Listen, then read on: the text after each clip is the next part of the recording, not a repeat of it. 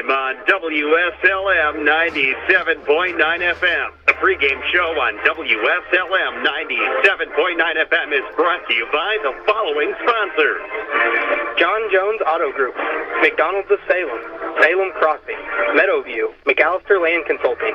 Also brought to you by Salem Speedway, Washington County Tire, Schneck Hospital, Papa John's of Salem, and Marshall Money.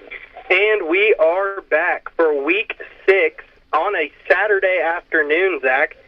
We are down here at Corydon Central tonight as your Salem Lions are visiting the Corydon Central Panthers tonight. Yeah, it's a wet and soggy day. It was even wetter and soggier yesterday, so it's football weather. One of the first things we need to talk about, Zach, is both of these teams are coming in tonight, and they are both 1-4. Correct. And Luke Keller, the head coach for Corydon Central, he's coming off his first win last week against Pekin, 36-7. Yeah, and he's 1-14 in his second season coaching, his first head coaching role here at Corydon. Obviously, he's going to be fired up after getting his first career win last week. Yeah, after your first win, you're going to come in full of energy. You want to keep the momentum rolling, and I think he's going to try and do that tonight. On the Salem side of the ball, we have Coach Brian Gleasing. He's in his second season at Salem. He is a veteran coach, however. He's 4-12 at Salem currently, but he has about 245 games under his belt total, bringing his record to 104 and 121 in his 22nd year as a head coach. Yeah, this is going to be a fairly even matchup coming in. Both teams have one win under their belt. Ours, of course, was Week 1 against North Harrison, and Corydon's is last week against Pekin, so we'll see how this plays out. Yeah, the Lions have not had a great season this year. Currently 1-5, got that win Week 1 at home against North Harrison, 22-12. Since then, have not really put a whole lot of points on the board. Have not put a W in the column. Week 2, we lost at Silver Creek, 41-8. There was a barn burner there for about the first quarter, and then it just kind of turned around in the second, third, and fourth. Yeah, all of a sudden that game flipped a switch. We started turning the ball over in the red zone, and it was a tale of two halves. Yeah, absolutely. And then Week 3, we traveled over to Scottsburg for the Battle of 56. We took a loss there against a tough Scottsburg team who's actually 4-2 on the season right now. But they got the best of us 54-7 over there, and our defense didn't really know what to do. No, that was a high-caliber passing offense, and if they didn't throw the ball, they turned around, handed the ball to Shuck, and he's a heck of a runner, and he got the job done. And then Week 4, we were at home against Brownstown. Obviously, Brownstown's always been a tough team, but like I've said many times, this is the second-best Brownstown team I've ever seen. And we fell to Brownstown at home 54-12, and the Lions couldn't stop the pass in Week 3, but couldn't stop the run in Week 4, Zach. No, and a little note is Brownstown won yesterday in the Jackson Bowl against Seymour. I believe they shut Seymour out, didn't they? Yeah, they beat them 27-0. Obviously Seymour's a lot bigger of a school than Brownstown, but it just shows kind of the high-caliber offense that Brownstown has and their defense. Most definitely. Week 5 last week, we traveled over to Springs Valley. We visited the Springs Valley Blackhawks. Only played them a few times here, and that was not a great game for the Lions on the road there. Springs Valley, they had their homecoming. Obviously, you want to spoil that, but their running back took the best of us, and they ended up beating us 63-12. Yeah, that running back for Springs Valley, he's a dude. I think he's third in the state in rushing yards, and last week did help contribute to that massively. I think he's at 960 rushing yards. Yeah, he's number 1 in 1A in rushing yards, and I think he's number 2 or 3 in the state with 960 yards. He's also got 13 touchdowns on the year. It's if you can't stop the run against them, it's not a good night. Yeah, absolutely. And then for Corydon, obviously they haven't had a great year either. They played Brownstown at home here, fell to them 54-20. They did put up 20 points in that game against a tough Brownstown team, but I'm assuming that was probably against the JV. That's the most points that's been scored on Brownstown, too. Yep. And then Corydon traveled to Paoli Week 2. Again, another tough matchup there. Paoli's one of the best teams in 2A this year, and they fell to them 49-24 on the road at Paoli. Yeah, as you look at, as we'll continue on, Corydon's schedule is a lot like Salem's, and the first half of the schedule is the tougher half of the schedule by far. Yeah, absolutely. Week 3, they ran into North Harrison.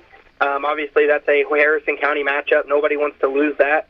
Corydon did fall 48-35 in that game. But as you see, Corydon puts a lot of points on the board. Oh, yeah. Every game, let's see here, 21 is the minimum amount of points they've scored. And I think Salem right now, we're averaging 14 points a game. Yeah, and that 21 points was against Scottsburg in Week 4. They traveled to Scottsburg, fell to them 56-21. But again, we've seen how good Scottsburg is. But, they were able to put 21 points on the board against them. And then last week, obviously, Week 5, the Panthers traveled to Pekin and kind of whipped up on Pekin there 36-7 at home. Yeah, we got some statistics that we'll get into later in this show about Corydon versus Pekin, but they had a heck of a ball game. Absolutely. You mentioned the opponent's records Week 1 to now, and then after this game, do you want to go over that, Zach? Yeah, after tallying up the schedule prior to now for Salem, the first 5 games of the season, the opponent's record is 18-7, and looking on next week at Pekin all the way through West Washington, the total win-loss is 4-11. Yeah, and I think Corydon is that including Corydon, or is that starting next week? The starting 18-7 includes Corydon. Okay, so that 4-11, obviously, 2 of those wins are West Washington, one of them's Pekin, and one of them's Charlestown. In Charlestown, they don't have a win this year. No, they got 1 win. They have 1 win, yep. They did beat Clarksville, but since then, they've been almost shut out in every game as well. So it looks like as we move on tonight through the rest of the regular season, it looks like Salem should have a little bit of an easier schedule there. You want to go ahead and over some impact players for Corydon? Yeah, starting out, the first guy we have is number 5, Waylon DeBlando. Excuse me if I butchered that. DeBlado, something like that. He is a senior wide receiver in DB. Currently, he's the number 10 wide receiver in the state of Indiana in receiving yards at 578. That's averaging 115 yards a game. He's got 7 receiving touchdowns, and he averages 28 yards per reception.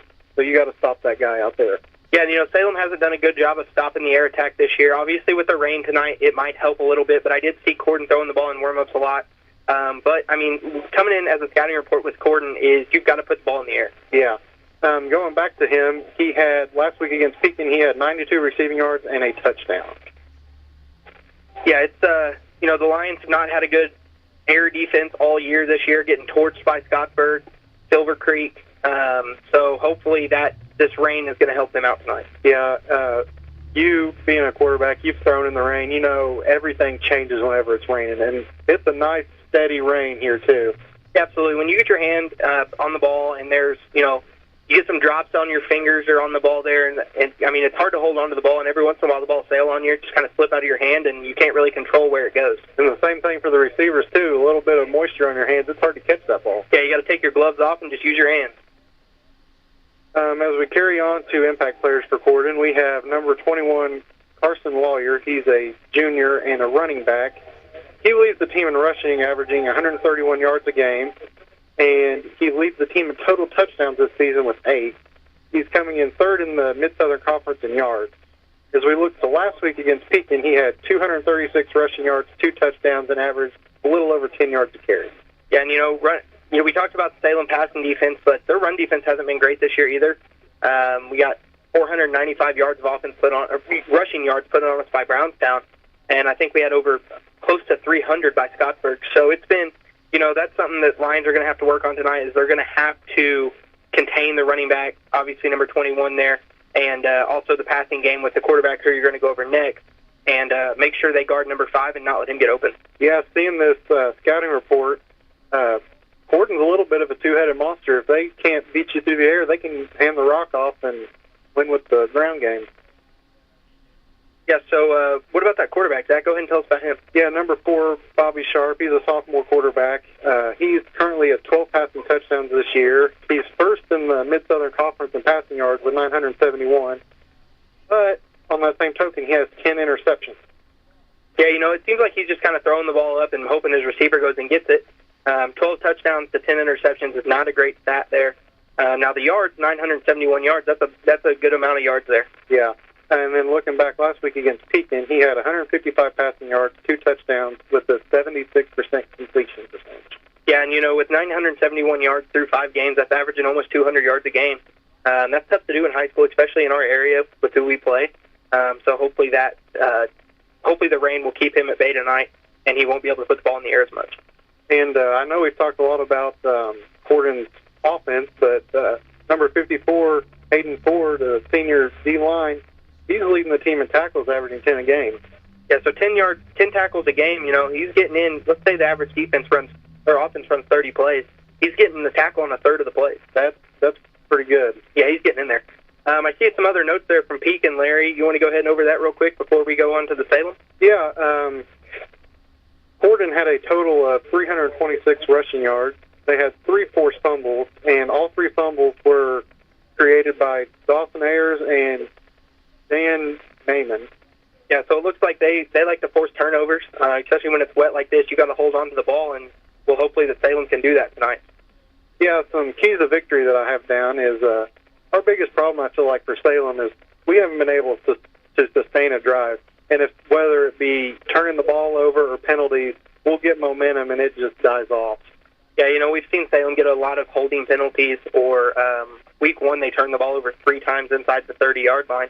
And that's just not something you can do if you're looking to put points on the board. No, it's not. A second key to victory I have is we need to bring energy. The last 3 weeks, I just feel like it's been lackluster. I agree with that. The Lions came out flat every game since week 1. Well, they came out kind of, on fire in week 2 against Silver Creek, but after that first quarter against Silver Creek, it looked like just they don't want to be here. No, the energy's died off. Yeah, and that's something you got to have, especially in it's raining. You got to put points on the board when you can. You got to get stops when you can. So the Lions do need to bring that energy tonight. And then we also need to be putting pressure on the quarterback. Our defense, we have not been able to get to the quarterback. Against Scottsburg, for example, it just looked like pass and catch for the Scottsburg Warriors. Yeah, the Scottsburg quarterback was standing in the pocket for 10 to 15 seconds every time he threw the ball and throwing to wide receivers that were wide open down the field by themselves. So I agree with you there. We do have to get pressure on the quarterback.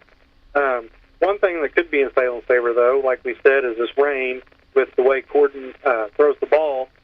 That can benefit Salem, but like we said, Corydon's a little bit of a two-headed monster with the ground attack and through the air. Yeah, the Lions just got to play good defense. We failed to put 2 types of defense together this year, so they got to do that and bring that tonight. Some other county games before we get to Salem here is Eastern fell to North Harrison earlier today. North Harrison did pull out the win there, so they moved to 4-2, and Pekin moves to 1-5. And after the Salem game tonight at 7 o'clock, West Washington will be traveling to North Davies for a tough matchup there. So the impact players I had for Salem, unfortunately, one of them is going to be out tonight, and that's going to be our running back, Logan Dent. He's a sophomore, number 4. He's he has fifth most rushing yards in the conference this year. He's averaging 107 yards a game, and he's got 3 touchdowns. However, it looks like he's going to be sidelined tonight with a separated shoulder, is what he told me.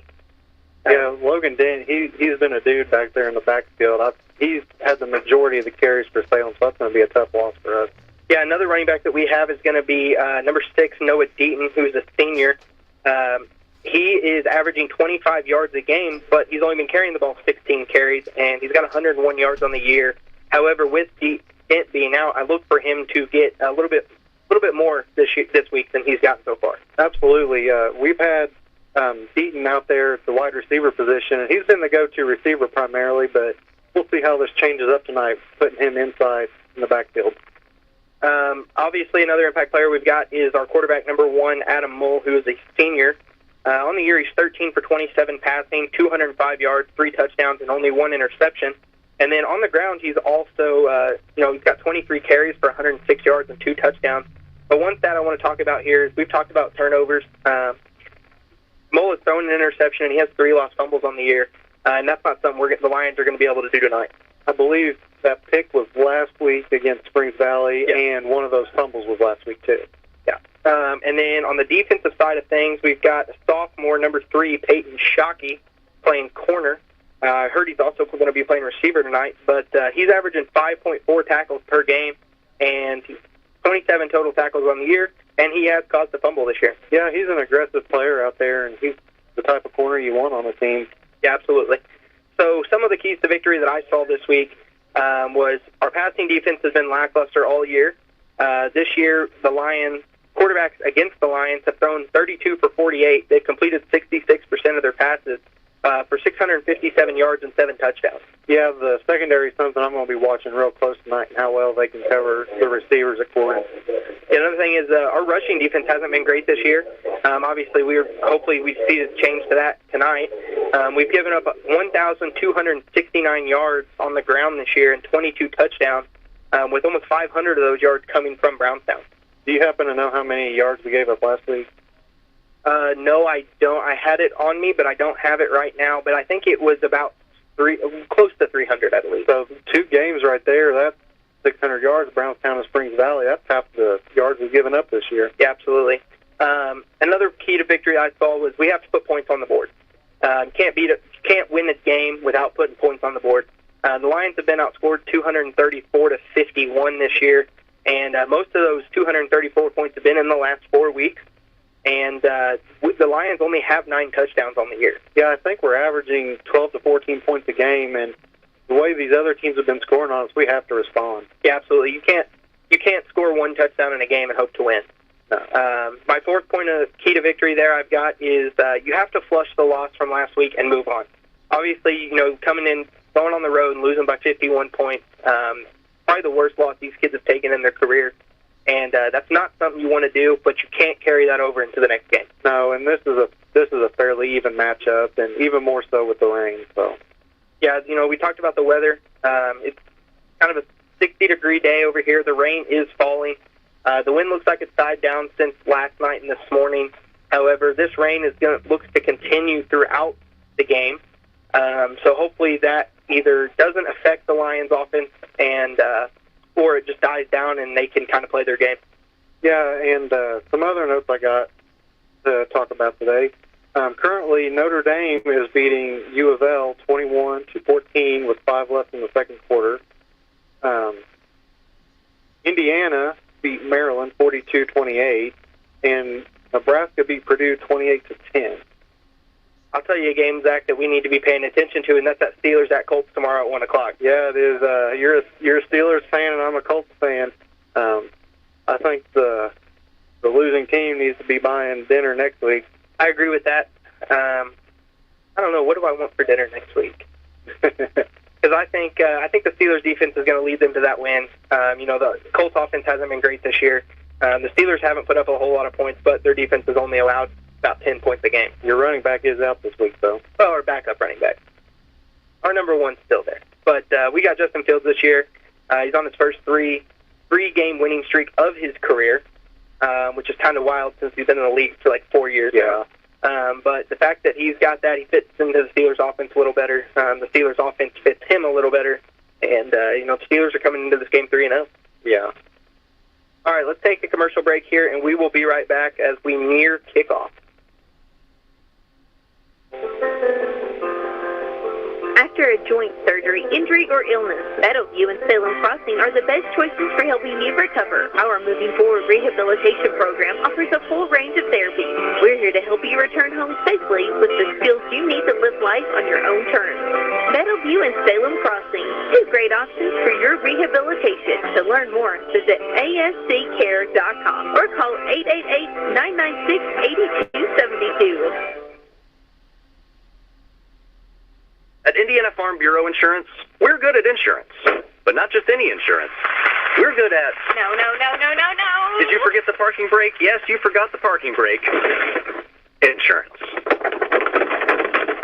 When the forecast calls for cheese ball size hail insurance. Even shouldn't have parked under that tree. Insurance. Start with Indiana Farm Bureau Insurance and stop knocking on wood. Call your Washington County Farm Bureau agent, Jason Petmeyer, at 812-620-8923.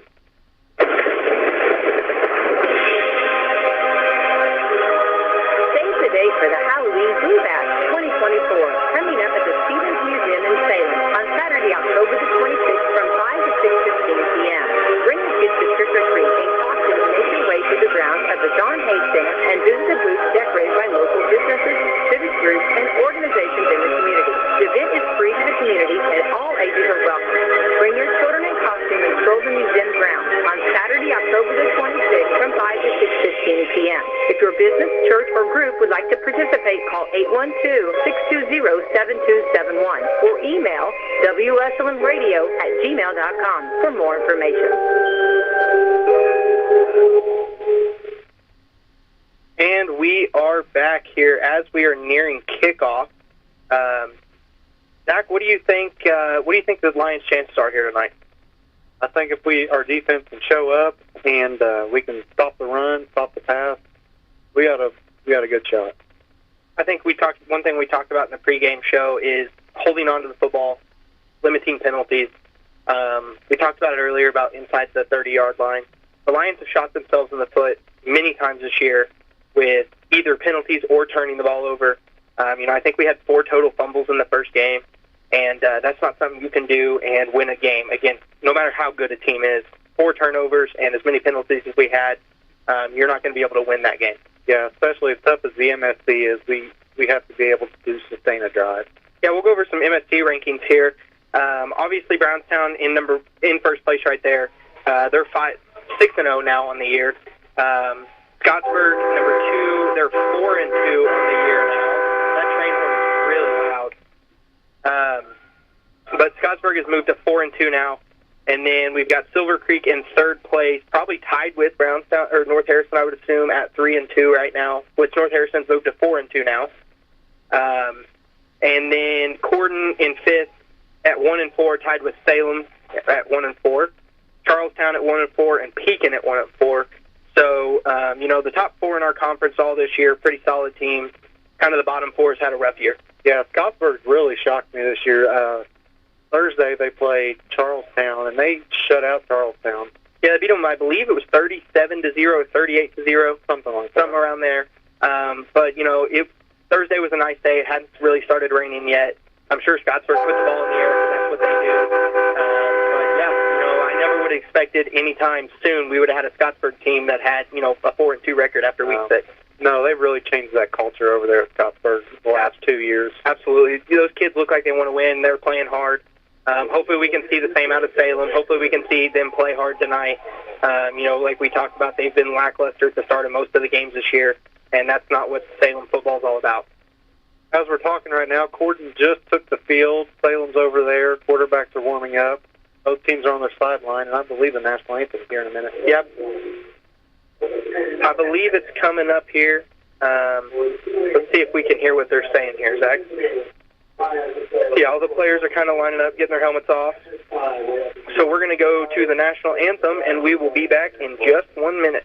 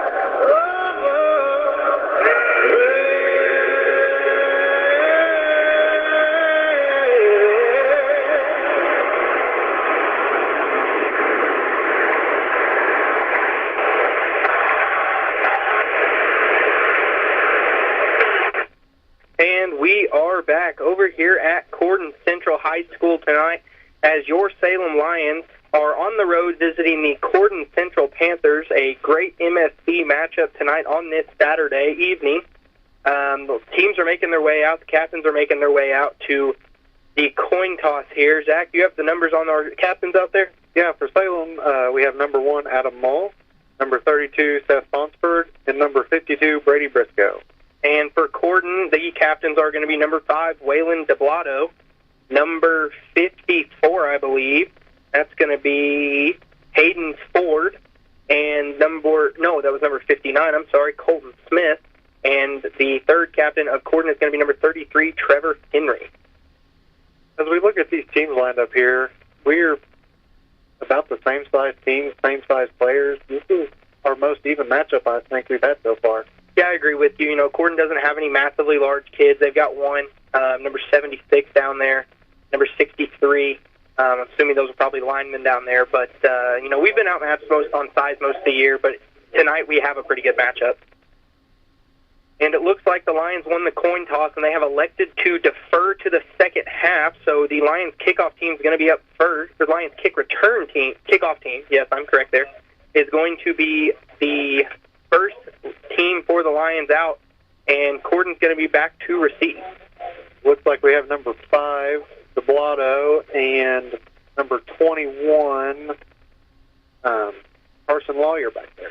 Yeah, so we've got their number 1 running back and their number 1 receiver back there.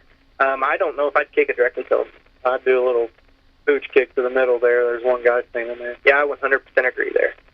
The Lions line up for their kickoff. Kicking is going to be number 8, Braxton Dean. 4 Lions on one side, 6 on the other here. We're putting it on the far hash. Refs are moving them up as Braxton put the ball in the wrong spot to kick it off. But, no, we don't see a lot of high school games on Saturdays in football season, but tonight we've got one. Line up for the kick. There's the whistle. And Braxton runs up. There's the kick, and it's a squib kick across the middle, fielded by number 5, DeBlato, about the 15-yard line. He's across the 20, tries to make a cut, makes a cut, breaks a couple tackles, and he's off a run, and he's down the 25, finally brought down at the 31-yard line, and Corydon Central is going to start their first drive on offense at their own 31-yard line. You know, the first thing I noticed there on this artificial surface Corydon put in is there's a lot of moisture being retained in that field. There's a lot of water standing on the field. We saw there the footing wasn't great. He tried to make a cut. You could see the water come up. And so that could be a thing that the Lions need to look out for tonight, making cuts on offense and also playing defense against Corydon. They're not going to be able to cut real quick. So here comes Corydon, 1st and 10 on their own 31-yard line. Score 0-0, 11:30 to go in the first quarter. Got number 4, Bobby Sharp, in at quarterback. He's lined up in the pistol formation. There's the snap and the handoff to the running back. Runs it up the middle, breaks the tackle, runs across. He breaks a cut, another tackle. He's across the 40, 45, 50, cuts back, and is finally brought down at the Salem 42-yard line. And that running back was going to be, I think that's number 21. Is that correct, Zach? Yes, that is. That is the impact player we had there, Carson Lawyer. Yep, so another first play there for Corydon. That's a big run there. That's something we got to stop early. Corydon comes back to the line here. Number 4, Bobby Sharp in pistol formation, 21 Lawyer behind him. Receiver out left, 2 out right. There's going to be the snap and the handoff to Lawyer up the middle. He cuts out left, tries to cut back and slips on this wet turf, but not before a gain of 2 yards down there to the Lions' 39-yard line. Yeah, he slipped there when he made his cut. Luckily for Salem, if he wouldn't have slipped, he would have been gone. Yeah, that's something we talked about on the kickoff, Zach, is how wet the surface is. You got to take short, choppy steps here to make any kind of move. Panthers back to the line, 0-0, 10:45 to go in the first. Pistol formation. While you're behind Sharp, 2 receivers out left, 2 receivers out right. There's a snap. Sharp to the left, hits a receiver about the 33-yard line. He runs across the first down line, across the 30, and it's finally brought down at the Lions' 29-yard line. That was just a short little pitch and catch there to number 12, Bryce Gerlach. See, how many yards was that? about a 9-yard pass there. Panthers back to the line, pistol formation. Lawyer behind Sharp, one receiver out left, one receiver out right. There's the snap and the handoff to Lawyer up the middle. And he's brought down after a short gain of about 6 yards, about 5 yards there. He's brought down at the Lions' 24-yard line. Yeah, as we can see, they're really wanting to get aggressive with the run plays here in this wet weather. Yeah, you don't want to put the ball in the air too much, trust your quarterback to throw the ball too much if you don't have to. But the running game's working for him. Panthers back to the line, 0-0, 9:50 to go in the first here. Lawyer lined up behind Sharp in the pistol formation, handoff to... Well, the Lawyer went the wrong way, and Sharp is out running to his right. He is going to be pushed out of bounds by number 12, Ethan Campbell, after a very short gain of about 2 yards down to the Lions' 22-yard line. That looks like a busted play, Zach. Yeah, right from the get-go, they wanted to hand the ball off to the right, and the running back went to the left. Yeah, that's just a kind of a mental cue there that you can't really have, especially when you've got a drive like this going. Hopefully the Lions can get a stop here on this 3rd and 3. This was a situation Salem was not in much last week with 3rd down. No, it was not. Panthers come back to the line, 3rd and a short 3, 2 receivers out right, 1 receiver out left. Lawyer in pistol formation behind Sharp, 0-0, 9:45 to go, and that's going to be an offsides on the Lions, and I believe that's going to be number 8, Braxton Dean there. So that's going to be a 5-yard penalty for the Lions, and that's going to give Corydon the first down to the 17-yard line. That's what we talked about in the pregame show, was not having penalties against us, and we have one there on the opening drive. Yeah, you got to expect a hard count there on 3rd and short. Panthers back to the line. Lawyer lined up behind Sharp in pistol formation, 2 receivers out left, 1 receiver out right. There's a snap and the handoff to Lawyer up the middle, and he just runs into a wall of Lions but pushes them forward for about a gain of 4 yards there, and it's brought down at the 13-yard line. The Lions got to get a stop here, Zach. This has been a long, sustained drive. Let's see, 9:30 left in the first quarter. Score is 0-0, 9 minutes, 20 seconds, and counting down to go here in the first quarter. Corydon has the ball on the Lions' 13-yard line. They come out pistol formation. 2 receivers out left, 1 receiver out right. Got a number 6 in motion there. The snap handoff to Lawyer up the middle. He cuts it out left, and he has nobody really in front of him, and he cuts it back up the middle, and there's a flag on the play. It's going to be holding, I believe, but that is, for the moment, a touchdown. But I believe that's going to be a holding on Corydon. So the Lions, I believe, have escaped. Yep, that's going to be a holding on Corydon there. The Lions did escape there. That could have been, that's a good penalty for the Lions to have caused. Yeah, that was a lucky break on Salem. Yep. One thing I've noticed here is Corydon doesn't have quite the tempo that Springs Valley did last. No, that should make this game a lot easier to call. I'll tell you that. We might get some sponsored commercials in here. But there goes Sharp out with the play call. 9 minutes and 4 seconds to go here in the first quarter. Score is 0-0. Panthers have the ball on the 17-yard line of the Lions. Going to come out pistol formation. Lawyer behind Sharp. 1 receiver out left, 2 receivers out right. There's going to be the snap and the handoff to Lawyer up the middle. He breaks through a couple Lions, but it crosses the 15-yard line, but is brought down at the 14-yard line after a short 3-yard gain. They just keep pounding the rock up the middle on this drive. I think they ran the same 3 plays. Yeah, they have. And that should be easy for the Lions to get an idea of and hopefully get a stop here before they get in the end zone. Going to bring up 3rd down. Panthers have the ball in the Lions' 14-yard line. Score 0-0, 8:30 to go here in this first quarter. Panthers come out pistol formation. Lawyer behind Sharp. 2 receivers out left, 1 receiver out right. There's the snap and the handoff to Lawyer on the right side. He cuts it back across the middle. There's going to be a flag on the play, and he was brought down at the 10-yard line, but I believe that's going to be another holding on the Panthers. It is. So we talked about the Lions keeping their penalties, but, the Panthers are kind of shooting themselves in the foot here on this drive. I think this is really showing that this is an even matchup. Yeah. So they're going to count the 10 yards for the holding on the Panthers off here. And that's going to bring up a 3rd and 17, I believe. 3rd and 15. Well, they keep moving backwards. It's going to be 3rd and 16 for the Panthers here. I expect to see a pass play here. They come out pistol formation. Well, there's a hold on the game here. Let's see what's going on. You can bump the play clock back up. Panthers come out. Pistol formation, Lawyer behind Sharp. 2 receivers out left, 2 receivers out right. We're trying to get the play clock figured out here.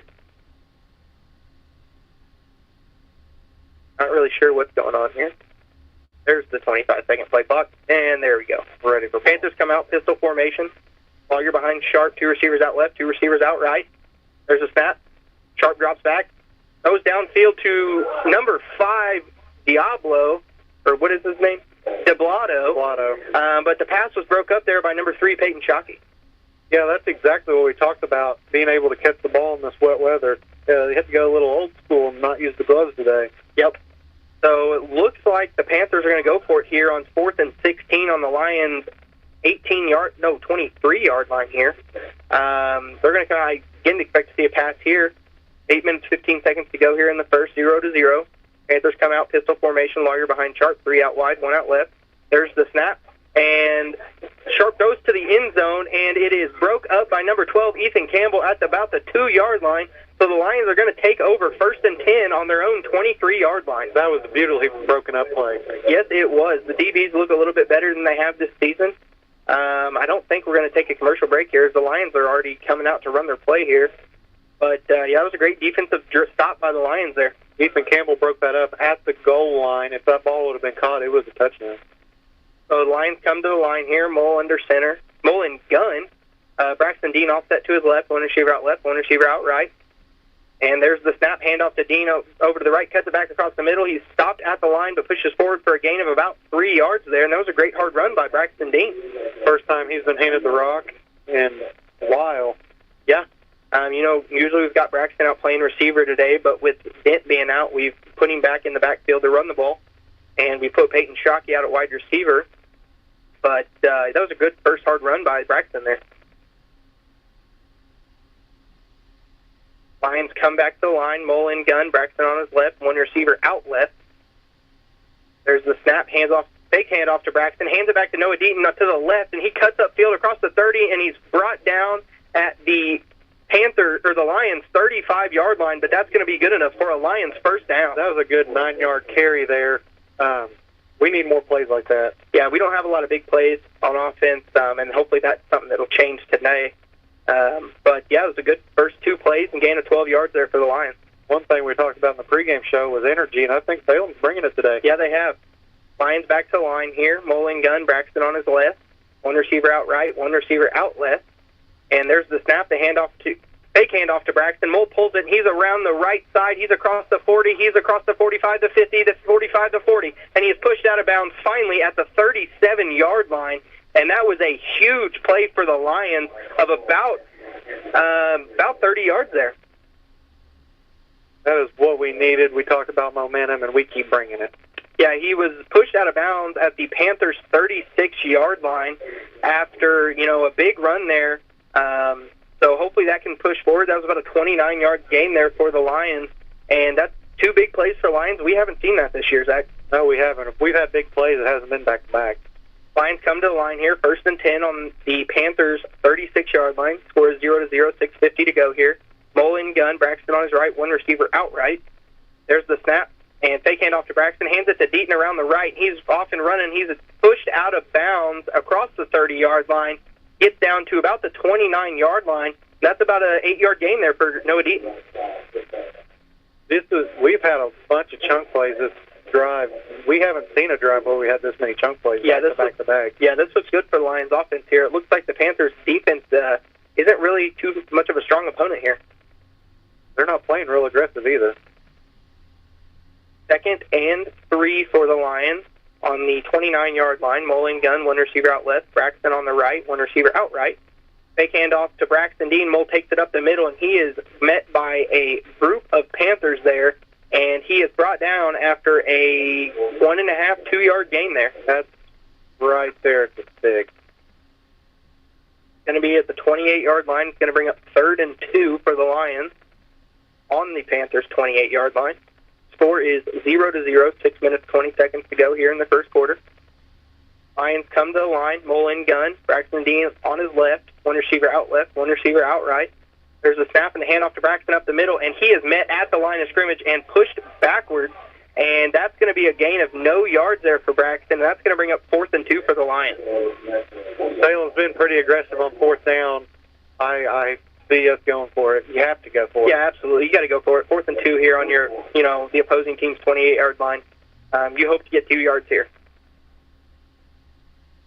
Lions come to the line here in gun formation. Mullen gun. Braxton on his left, one receiver outright. And it's going to be 4th and 2. There's the snap and fake handoff to Dean. And he's got a receiver down the field. There's going to be a flag on the play, but Mullen stopped short of the first down line. But I believe that's going to be a holding on the Lions there. But I look for that to be declined and the Panthers to take over the ball here. It almost looked like Mullen's face mask got grabbed. Yeah, I'm not real sure there, but that was a holding on the Lions there. So that's going to be a turnover on downs for the Lions. So that turnover stops the good drive the Lions had going on, and the Panthers are going to take over 1st and 10 on their own 29-yard line. Do they have the play call already? Came out right in their formation. Yep, Panthers already to the line here. Pistol formation, 2 receivers out right, 1 receiver out left. Running back in motion. There's a snap, handoff to Lawyer up the middle, who cuts it back and is tripped up behind the line. I believe there's a flag on the play, and it's going to be on Corydon, but I'm not sure what it's for there. There's a holding on Corydon, and I'm not really sure. These refs are getting flag happy because that flag came out early. That is the 3rd holding penalty already on Corydon. Yep, so it looks like the refs are going to be looking for that tonight. But good news for the Lions there is that's going to bring up 1st and 20 for the Panthers on their own 19-yard line. So 5:20 to go here in the first quarter, 0-0. Panthers to the line, pistol formation. Lawyer behind Sharp. 2 receivers out right, 2 receivers out left. There is the snap, and he's going to pass. He throws it to number 5, who's off and running, and makes the cut, but he's brought down by the first line to get to him across the 35-yard line. He's going to be brought down at the 36-yard line of the Panthers. So that's going to be about a 17-yard pass play from the quarterback, number 4, Bobby Sharp, to number 5, Waylon DeBlato. Yeah, our secondary was playing off there, and it was just a little short pass underneath. 2nd and 3 here for the Panthers. Pistol formation. 2 receivers out right, 2 receivers out left. 4:40 to go in the first. 0-0. Line show blitz, and there's going to be a flag on the play, and it's going to be a false start on the Panthers, so that's going to push them back another 5 yards. And these refs are throwing flags on everything tonight. That is the 6th penalty already this quarter. Yeah, that's going to get out of hand quick. Both of these teams are highly penalized teams. So that's going to bring up 2nd and 8 for the Panthers. 4:30 to go here in the first quarter. Scored still 0-0. Panthers have the ball on their own 31-yard line. Sharp comes out. Pistol formation. Lawyer behind him. 2 receivers out right, 2 receivers out left. Lions showing blitz. There's the snap, and Sharp throws across the middle, caught by number 6, actually. That is number 6. We've called his name one other time. That's going to be number 6, Jordan Baker. He's a senior who went up top for that catch and pulled it down at the 40-yard line, enough for a Panthers first down. That was a little slant behind the linebackers, and he caught it at the 6, and it was enough for a first down. That was a great catch there by number 6, Jordan Baker, for the Panthers. Had to jump way up to catch that, but was able to pull it down for the first down. 1st and 10 on their own 40-yard line for the Panthers. Sharp in pistol formation. 2 receivers out left. That's going to be a false start on Corydon. Not really sure where their lineman was going there, but he was ready to play. He came with authority. Yeah, he was engaged in his block before I think the quarterback even said anything. So that's going to be another false start for Corydon there. So that's going to bring up 1st and 15 at the Panthers' own 35-yard line. I'm sure the coach probably isn't too happy with all these penalties. Score still 0-0, 3:45 to go in the first. Panthers come out, pistol formation. Lawyer behind Sharp, 2 receivers out right, 1 receiver out left. And there's the snap and the handoff to Lawyer up the middle, and he's going to get just across the line of scrimmage and then move some Panthers forward, move some Lions forward. So that's going to be about a 4-yard gain there for number 21, Lawyer. And that's going to bring up a 2nd and 11 for the Panthers on their own 39-yard line. I feel like this drive's taking forever with all these penalties. Yeah, they go 5 yards forward, 10 yards back, 15 yards forward, 5 yards back. Makes it hard to keep this stat book straight. Yeah, I'm sure. Panthers obviously not super disciplined here. So it's going to be 2nd and 11 for the Panthers on their own 39-yard line. Sharp comes out, pistol formation, 2 receivers out left, right, 1 receiver out left. Number 5, DeBlato in motion across the line there. There's the snap, pitch to Lawyer out left, who's going to cross the 40-yard line, cut back across the 45, make it across the 50, and enough for a first down, and finally brought down at the Lions' 46-yard line. And that's going to be a big gain for the Panthers there, and that's going to give them a first down. That was a 15-yard gain there by, is that Lawyer? Yes, number 21. That was a 15-yard gain by Lawyer for the first down.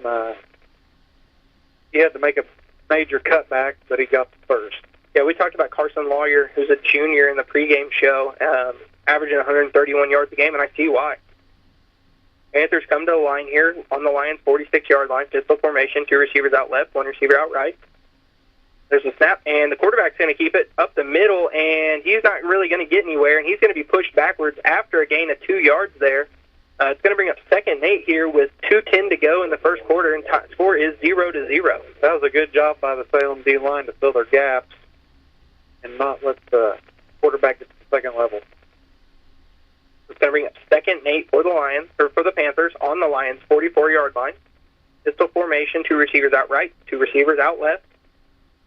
There's the snap, and the quarterback drops back, throws across the middle to number 5, DeBlato, and he's going to try to make a move, goes nowhere, but it is going to be a pitch and catch gain of about 6 yards there, and it's going to bring up a 3rd and 2 at the Lions' 38-yard line.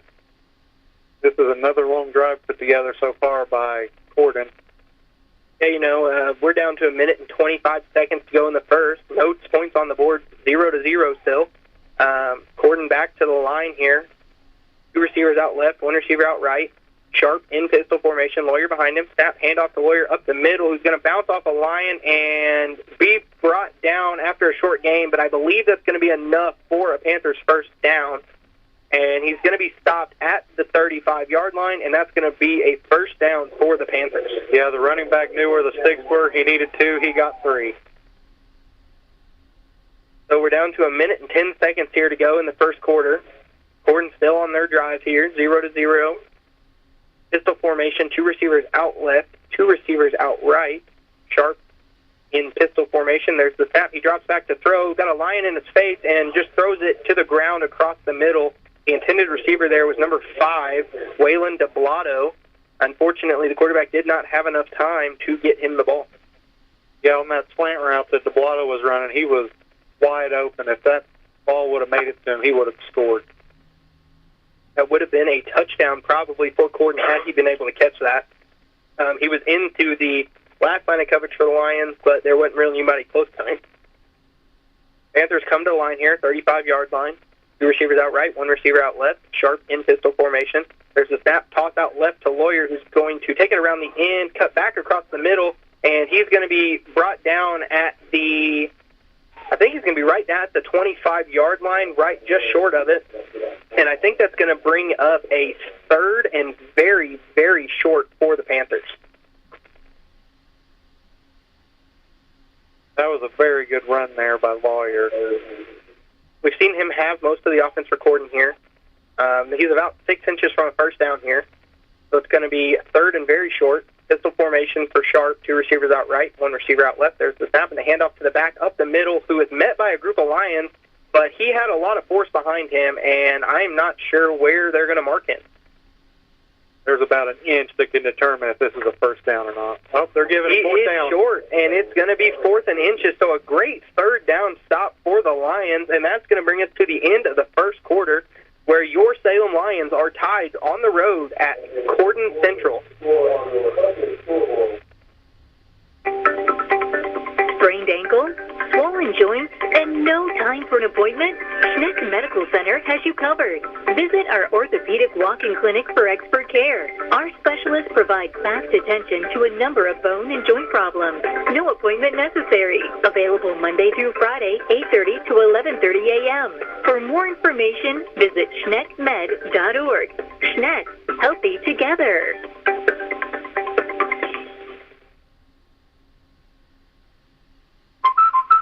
Drew and John Wisconsin. Scott here to tell you that American Family Insurance is committed to protecting your dream home so that your family has a place to share laughs, celebrations, and milestones, which is why their new homeowner discount rewards customers who have purchased a new home in the last 3 years with a discount on their homeowner's policy. American Family Insurance. Insure carefully, dream fearlessly. Contact Rodney Bruff, agent at Rodney S. Bruff Agency Incorporated at 812-277-1400 today. Discounted savings amounts and eligibility will vary. Some restrictions apply. American Family Mutual Insurance Company, SI, and its operating company, 6000 American Parkway, Madison, Wisconsin. Products not available in every state. And we are back for the start of the second quarter down here, where your Salem Lions are on the road tonight against the Corydon Central Panthers.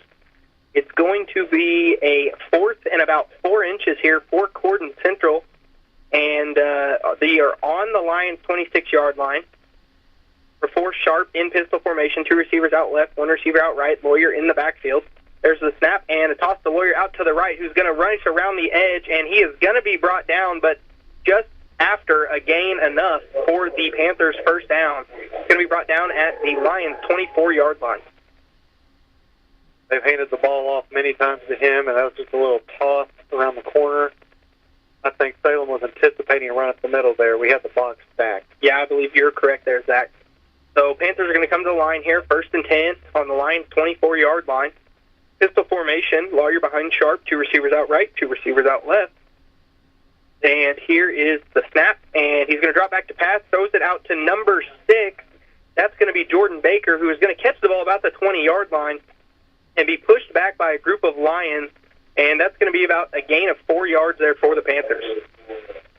Man, we were talking about DeBlato being an impact receiver, but Jordan Baker, he's really made an impact this game so far. Yeah, we've called his name more than I think we both expected to.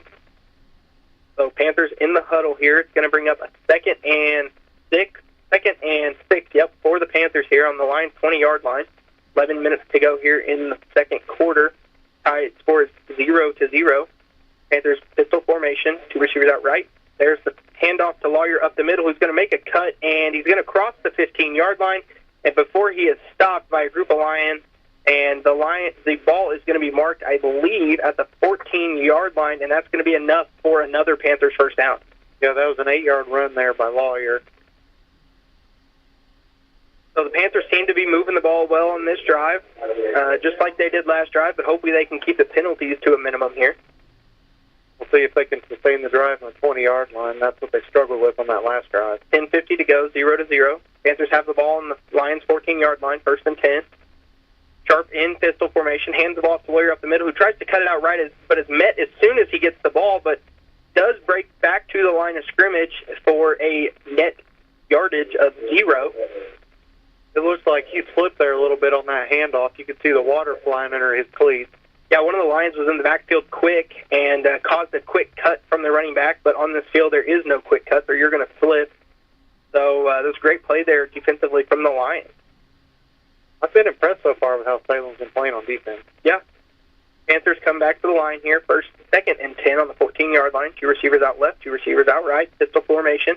There's the snap. Sharp drops back, throws it across the middle to number 5, and misses DeBlato running across on a slant route. Just an errant throw there from the quarterback.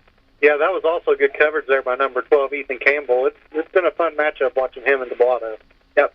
He did have DeBlato open, I think, enough for the toss and catch, but he just led his receiver too much, and it fell to the ground.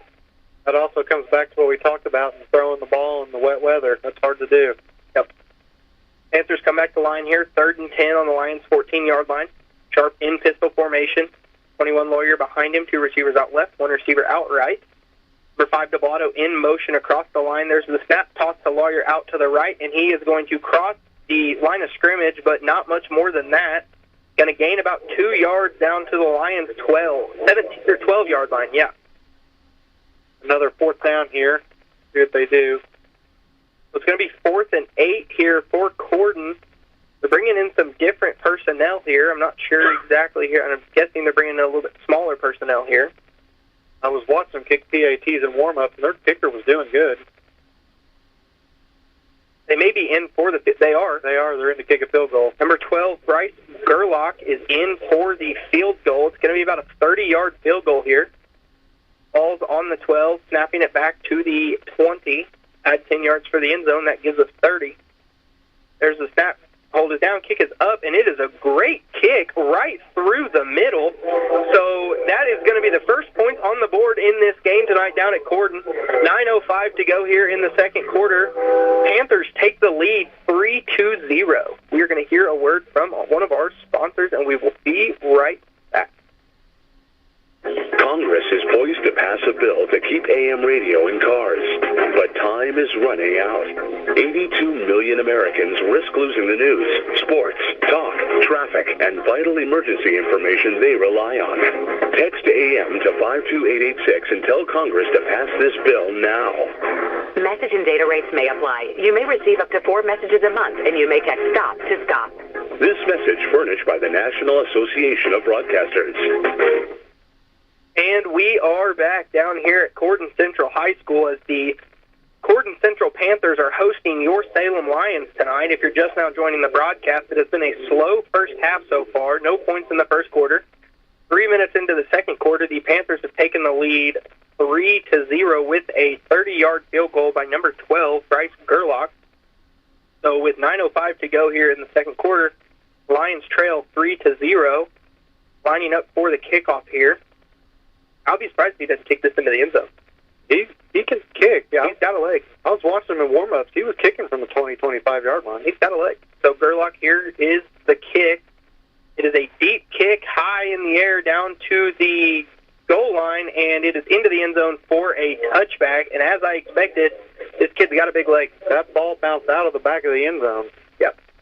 Noah Deaton was the one going to field it. However, it went over his head into the end zone, and if the kick is fielded in high school, if the kick is fielded in the end zone, is a touchback either way, correct? I do not know myself. I believe it is. I think it's the same on interceptions. If you catch it in the end zone, it's a touchback. I know on the in interceptions, it's a touchback. Lions still line here, 1st and 10 on their own 20-yard line. Mole in gun. Braxton on his left. Deaton in motion. Hand off to Deaton around the left side, who's going to break across the 20 and break a tackle, and he's going to be brought down after a short gain there of about 3 yards down to the 23-yard line. It'll be interesting seeing Dent out, how we hand the ball around this evening. Yeah, Deaton took a big hit there, but stayed on his feet, gained a couple extra yards there. That was a good run, good hard run there from number 6, Noah Deaton. Lions back to the line here, 2nd and 7 on their own 23-yard line. Mullen gun, Braxton Dean on his left, one receiver out left, one receiver out right. There's the snap and the fake handoff to Braxton up the middle. Mole takes it around the left side with not a whole lot of room to go and is out of bounds at the 25-yard line, but there is a flag on the play, and I believe it's going to be a holding on the Lions. That's what we talked about. We got to keep our penalties to a minimum. That's a holding on the Panthers. No, it's a holding on the Lions. I don't think the refs really know. All right. Holding on the Lions. Okay, yep. Yep, so that's going to be a 10-yard penalty for the Lions there after a couple-yard run from Adam Mull. So that's going to bring up a 2nd and 17 for the Lions on their own 13-yard line here. Line to gain is the 30. Mull under center, Braxton in the backfield.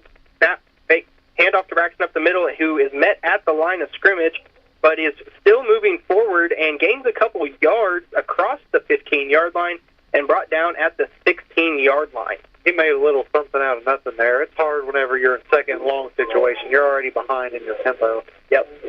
I was mistaken. That's the 17-yard line, so they did give him an extra yard here. The Lions are going to have a 3rd and 13 here. Lions trail 3-0, 7:50 to go. 3rd and long was a situation we were in a lot last week. Yes, it was. Mull in gun, Braxton on his left, one receiver out left. And there's the snap and the fake handoff to Braxton, hands it around to Deaton on the left, gets a few blockers, breaks a couple tackles, and is clobbered at the 25-yard line and is going to stop him in his tracks. There's a flag on the play, and I think this is just going to be one of those little sissy penalties. That was a heck of a hit. I don't know that it was a penalty, but...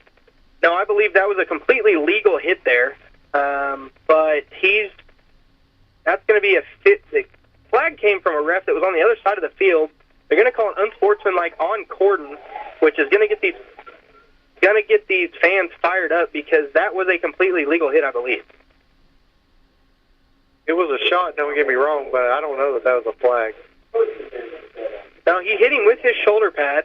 At the shoulder pad. At the shoulder pad. It seemed legal to me. I don't know if there was a taunting after or what. I think reasonably there should have been one. However, though, the Lions are going to come up 1st and 10 on the 40-yard line. After the 15-yard unsportsmanlike penalty on the Panthers, they're going to have a first down here. Lions come to line, Mole in gun, Deaton on his right. One receiver out left, one receiver out right. Braxton Dean is up back here, he's running back and forth in motion. And there's the snap and fake handoff to Deaton. Mole's going to drop back to throw it. Throws it deep down the field to number 8, Braxton Dean, but it is broke up by number 16 for the Panthers, Jackson Like. And Braxton Dean made a great defensive play there. Yeah, being on offense, you don't hear a defensive play very much, but if he wouldn't have hit the corner like he did, it would have been a pick in the other direction. Yeah, Braxton Dean actually had to play defense there and break up the pass play from the Corydon kid getting the interception. Great defense there from Corydon on the deep throw to Dean. So that's going to bring up 2nd and 10 for the Lions. 7:24 to go here in the second quarter. Lions trail 3-0. Ball is on their own 40-yard line. Ball under center. Dean in the backfield. Toss to Dean around the right side, who's going to cut it back across the middle, break a couple tackles, drag a couple players, and he's going to cross the 45-yard line down to the 47 of the Lions. So it's going to be 46-yard line of the Lions. So it's going to bring up 3rd and 4 for the Lions here on their own side of the field. This brings up a 3rd and manageable. A lot better than that 3rd and 13 we had. Yeah, well. 6:55 to go here in the second quarter. Lions trail 3-0. Back to the line here they are. Ball under center.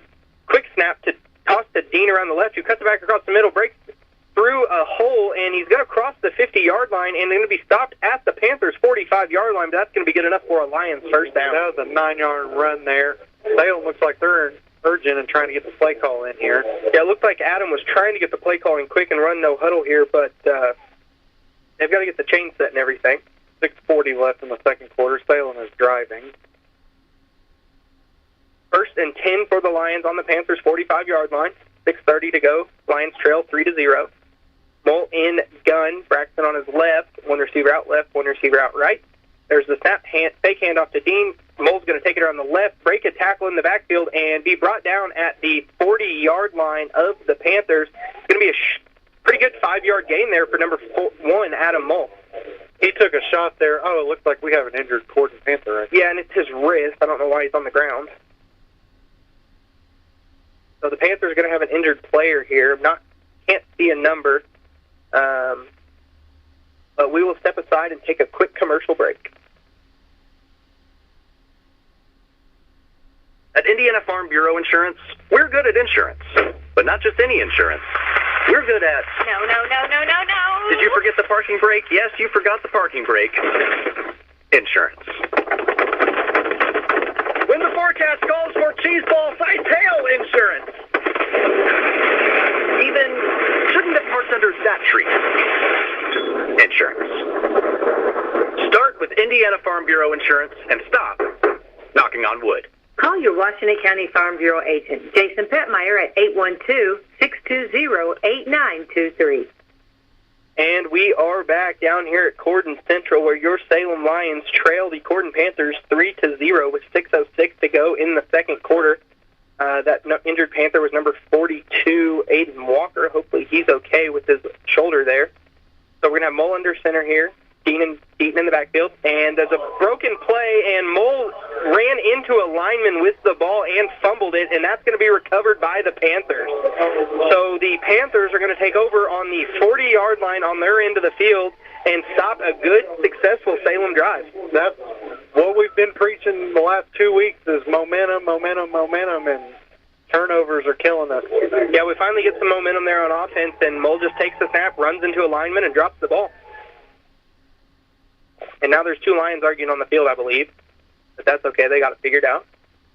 According to the line here, pistol formation, 1 receiver out left, 3 receivers out right. There's the snap and a little swing pass to number 21, Lawyer, in the backfield. And he's going to cross the 40-yard line and be brought down at the 45-yard line there for a gain of about 5 yards. That was a nice little pitch and catch there that they drew up. Yeah, we haven't seen a swing pass yet, but we have seen Lawyer run most of their offense for the Panthers, and again, that continued. That's my go-to screen pass in Madden. Little screen pass? Yeah. Or a little swing pass? Yeah. 5:30 to go here, second quarter. Lions trail 3-0. Panthers come out on the second 5 on the 45-yard line. Sharp in pistol formation. There's the snap. Sharp drops back, throws it out left to number 12, and he is going to cross the 50-yard line, cross the 45, and be pushed out of bounds at the 44-yard line of the Lions, and that is going to be number 12, Bryce Gerlach. We have seen him kick. We've seen him catch the ball. We've seen him tackle players. He kind of does everything. It's a Swiss Army knife right there. I'm telling you. It's like Milwaukee knife you just got. Yeah. 5-in-1. So the Panthers are going to come to the line here, 1st and 10 on the Lions' 44-yard line.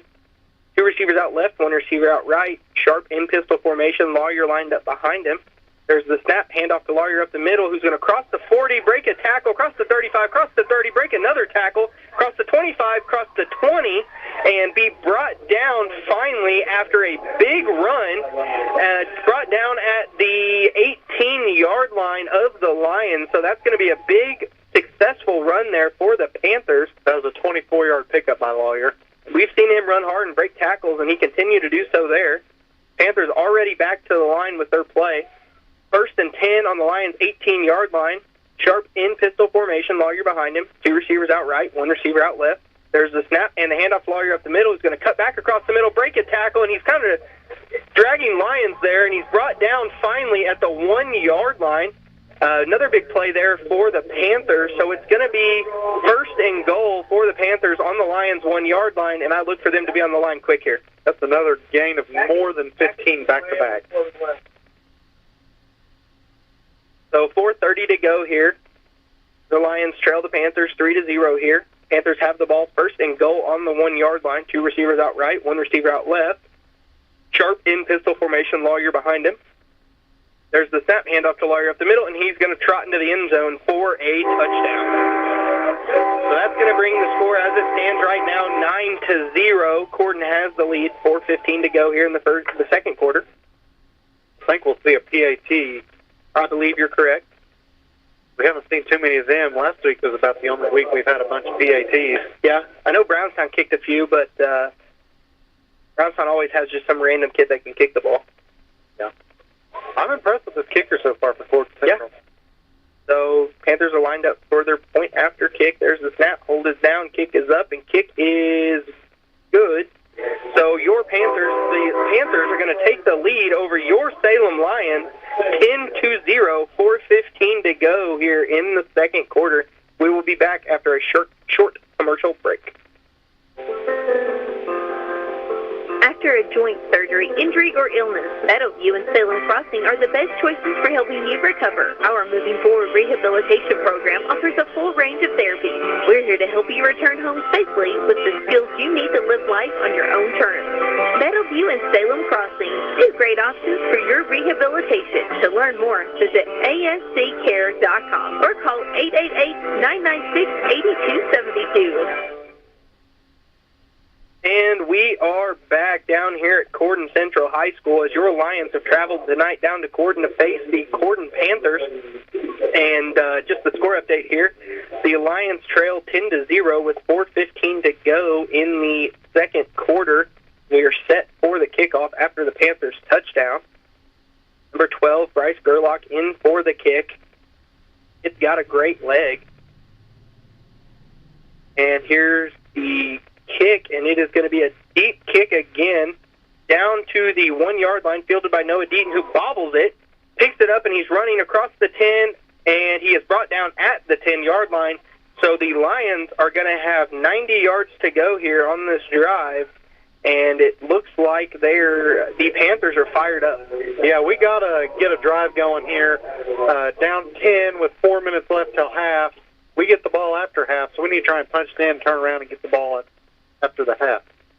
Now the rain still continues to fall down here at Corydon. So the Lions come to the line here, 1st and 10 on their own 10. 1 receiver out to the right, Mole under center, Dean and Deaton in the backfield. And Number 7, Karismore in motion. There's the snap, toss to Dean around the left side, who breaks the tackle, breaks across the line, and is stopped at the 14-yard line. There is a flag on the play, and I think it's going to be an illegal shift. Illegal shift on the Lions there, so that's going to set them back 5 more yards. So it's going to bring up 1st and 15 on the 5-yard line. That is another flag. We have seen way too many flags this early in the game. Yeah, and that put him, that's inside your own 10-yard line, and that's not where you want to flag. No, it is not. So 4 minutes to go here in the second quarter. Lions trail 10-0. Going to be 1st and 15 on their own 5-yard line here. Play call running in. Yep, here comes Peyton Shockey with the play call. That's another spot he's unfamiliar in, running the plays in. Yep. Lions come to the line here. Mole under center. Deaton in the backfield. Peyton Shockey out to the right. There's the snap. And Mole drops back to pass. Throws it out left to Seth Ponsford, who catches the ball but is immediately met by a Panther. But that's going to be a gain of 2 yards down to the 7-yard line. So that's going to bring up a little second and shorter than what they had. So it's going to bring up 2nd and 11 actually on the 9-yard line here for the Lions. So Lions are on their own 9-yard line here. 3:15 to go in the second quarter. Score is 10-0. I'm surprised Salem's been passing the ball as much as we have, much of a running team we are. And yeah, we've seen them throw the ball more tonight already than I think we have pretty much all season. Lions back to the line. Mole under center. Deaton in the backfield. One receiver out to the right. Dean in motion. There's a snap tossed out to Dean to the right. And he's got a couple blockers ahead of him, but he also has a couple Panthers ahead of him. And he did drop the ball but fell on it. So he's going to cross the 10-yard line and be brought down at the 12 or the 13, one of those two. I believe it's the 13-yard line. So it's going to bring up a 3rd and 7 for the Lions here on their own 13-yard line. Another 3rd and long situation Salem's put in. Yep. 2.5 minutes to go here in the second quarter. Lions trail 10-0. Ball on their own 13-yard line here. Lions back to the line. Ball in gun. 2 receivers out left. Dean on his left. There is the snap, and Bull's going to fake the handoff, roll out to his left. He's got a receiver down the field, and he hits him. It's number 32, Seth Ponsford, across the 20-yard line and brought down at the 23-yard line. That's good enough for a Lions first down. That is a play we needed right there to put this drive together with 2 minutes on the clock. Yeah, that was a big first down there for the Lions. That's going to be a gain of... 7-yard gain, enough for the first down. Was it only a 7-yard gain? Yes, it was. That was a nice little rollout pass there by Mole to get it in the receiver's hands coming across. Was it not 3rd and 7? Yeah. It was a 10-yard gain. Lions back to the line, Mole under center. There's a snap toss to Dean to his left. He's met at the line of scrimmage immediately and pushed backwards, but he's going to actually gain a yard there down to the 25-yard line, so that's going to bring up 2nd and 8. Am I mistaken? He was down right at the 6. No, the stick was at the 25. Or the stick was at the 20. Because it was 1st and 10 on our own 10. Okay. Am I wrong? Anyway, it's going to be 2nd and 8 for the Lions on their own 25-yard line. 1 minute to go here before halftime, and it looks like the Lions are going to use a timeout. So the clock's running down, 54 to go here in the second quarter, but looks like the Lions are going to stop the clock with 51 seconds to go, and we're going to hear a word from one of our sponsors. Sprained ankle, swollen joints, and no time for an appointment? Schneck Medical Center has you covered. Visit our orthopedic walk-in clinic for expert care. Our specialists provide fast attention to a number of bone and joint problems. No appointment necessary. Available Monday through Friday, 8:30 to 11:30 a.m. For more information, visit schneckmed.org. Schneck, healthy together.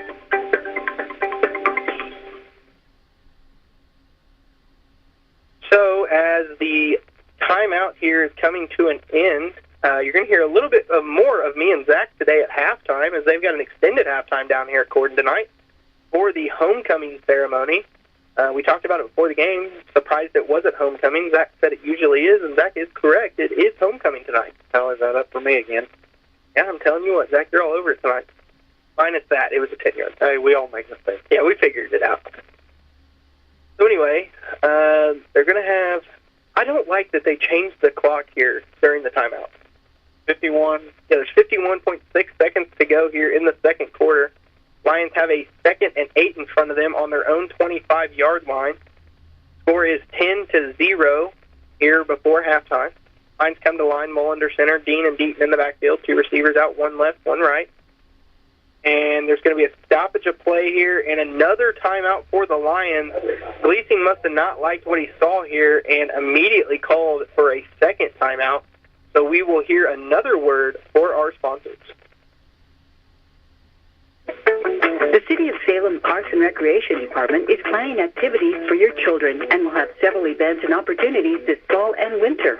And don't forget to take advantage of our facilities at DePaul Park and Riley's Place Playground. Shelters are available to reserve by calling the office at 812-883-2895. There is an outside grill, picnic tables, and 4 basketball goals. Community Park on Salem's east side has a variety of activities, from basketball and tennis to skateboarding, and it's also the location for T-ball games, youth baseball, and adult softball leagues almost every evening and weekend. If you would like to reserve a field... Sorry to the City of Salem Parks and Recreation there. We're back to action here as the Lions come back to line the ball on their own 25-yard line. 2nd, 8, Mull under center, Dean and Deaton in the backfield, 1 receiver out left. There's the snap. Mull drops back to throw, throws out left to number 3, Peyton Shockey, catches it at the 30, crosses the 30, down across the 33, I believe. Or are they going to mark him short of this first down here? They are. They're going to mark him short at the 32-yard line. So that's going to be a gain of 7 there. I thought he had the first down. So did I. I thought he crossed and then went out of bounds, but it's going to bring up 3rd and 1 at the Lions' 32-yard line. 32-yard line here. 45 seconds to go here before halftime. Lions trail 10-0. Back to the line, 3rd and 1. Mull under center. There's a snap and a quarterback sneak across the first down line, and he is going to be stopped at the 34-yard line. That is going to be good enough for a Lions first down. So it's going to be 1st and 10 for the Lions on their own 34-yard line here. 40 seconds to go. Lions trail 10-0. That was almost a tush push there. Yeah. Lions back to the line. Mull under center. Braxton, Noah Deaton in the backfield. Peyton Shockey up to the right. Karras Moore, number 7 in motion. There's the pitch to Karras. He can throw it. We saw it in the first game. He's going to throw it downfield, and that's going to be intercepted by number 5, DeBlato, who is going to return it back across the 50 and be brought down at the 47-yard line. So with 18 seconds to go here, the Panthers have taken control of the ball back over on an interception from Karras Moore. The intended receiver was number 3, Peyton Shockey. However, I don't think that Karras expected the ball to be that wet. No, and we'll reiterate it again. Throwing the ball in the wet is hard to do. Yes, it is, especially when you have somebody who's not a quarterback throwing the ball. So, the Panthers take over now on the Lions' 47-yard line. After the interception from number 5, DeBlato, they come to line, 3 receivers out right, 1 receiver out left, pistol formation, Lawyer behind Sharp. There's the snap. He drops back, fakes the pass out to number 12. He's going to throw it down the field, and it's a high pass that just kind of came out spinning. And the pass is going to be broke up at the 17-yard line, but that is going to be number 12, Bryce Gerlach, down on the field, injured, and he is up, and I think he just got the wind knocked out of him. Yeah, that was a shot he took there. Looks like he's limping a little bit. Yeah, he might have landed on his tailbone, kind of weird there. Number 14 for the Lions, that is Lenny Wynn for the Lions. He also was a little bit shook up. I think they just kind of landed pretty hard on each other. Yeah, they both went up for that ball and landed on top of each other. So that's going to be 12 seconds to go before halftime. Panthers have the ball on the Lions' 47-yard line.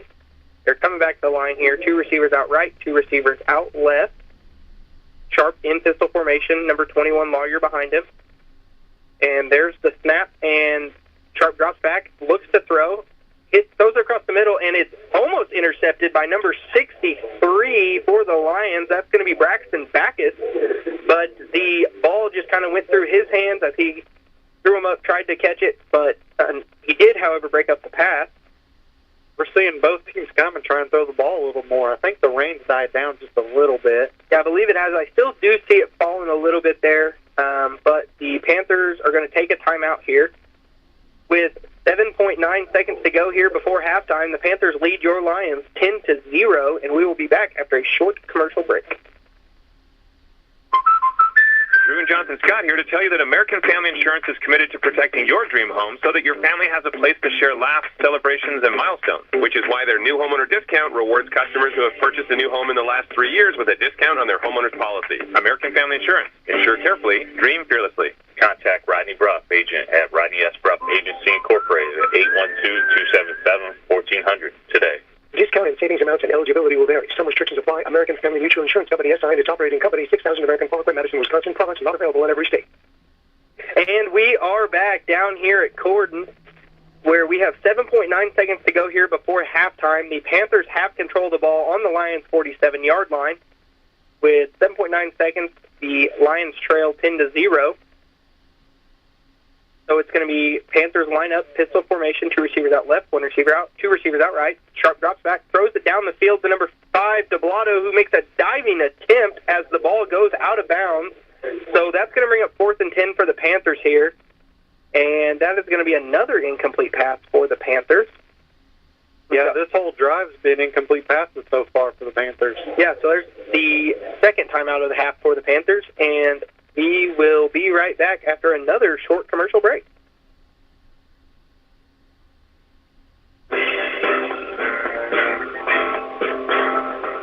All roads lead to Salem for Old Settlers Day on Saturday and Sunday, October the 5th and 6th, from 10 a.m. to 4 p.m. at the John Hay Center, where you can stroll the grounds and visit the Pioneer Village and the Monon Depot, and maybe even hear a story or two.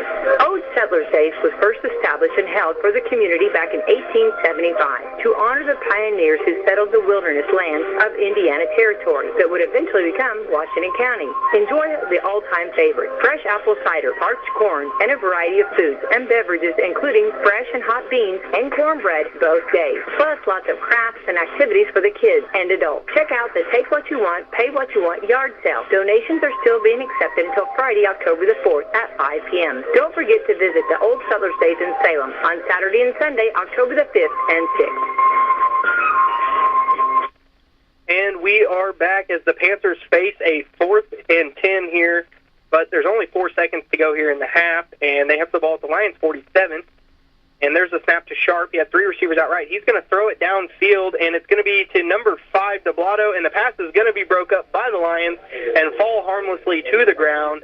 So that is going to take us to halftime right here down at Corydon Central High School, where your Salem Lions trail the Corydon Central Panthers 10-0. We will have our halftime show on here. We will have a longer halftime, like we said, 20-minute halftime for homecoming. Yep, so we will have our halftime show here. Zach and I will be back on a little longer than we normally are at halftime.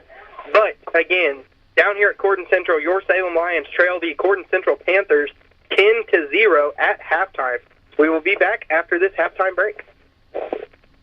It's time for the Commissioner's Corner, an exclusive weekly conversation about Indiana high school sports with the Commissioner of the IHSAA, Paul Neidig. Now for an up-to-the-minute report about what's happening in the constantly changing world of high school sports, here's Coach Bob Lovell with Commissioner Paul Neidig. Welcome back, everyone, to our weekly conversation with the Commissioner of the IHSAA, Paul Neidig. And Paul, we're in tournament time. Girls golf regionals coming up, and we have a lot to look forward to. Week number 6 of football.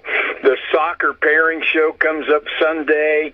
The football pairing show comes up October 13. We are in the midst of regular season and post-season play. It's a fun time of year for everyone involved. Buckle up, because here it comes, but boy, it's a great time of year, and so it's unbelievable as we've walked into this part of the year, and we're sitting here, and we've already played 5 football games, and 6 is on the docket for this weekend. I mean, the season just goes so fast, which means all of our other tournament series are right around the corner. We had several girls golfers. We had a couple of shot of 65 this past weekend, and several sub-70 scores across the state and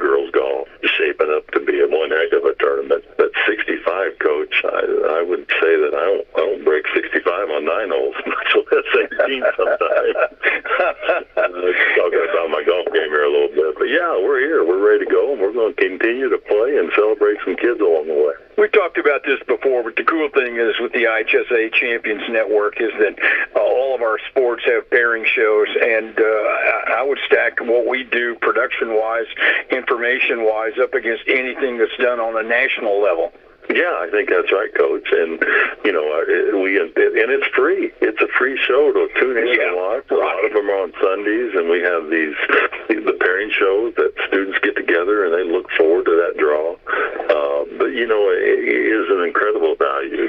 We don't, and I don't think people realize a lot that on our Champions Network at IHSATV.org, every sectional round that's broadcast. Now, we certainly can't broadcast all of them, but they're free to watch. And every regional round that's broadcast is also free to watch. And there's not a fee involved with watching our tournament games until we get to the semi-state or the state final games. And so we really try to provide a service to our families that want to watch contests.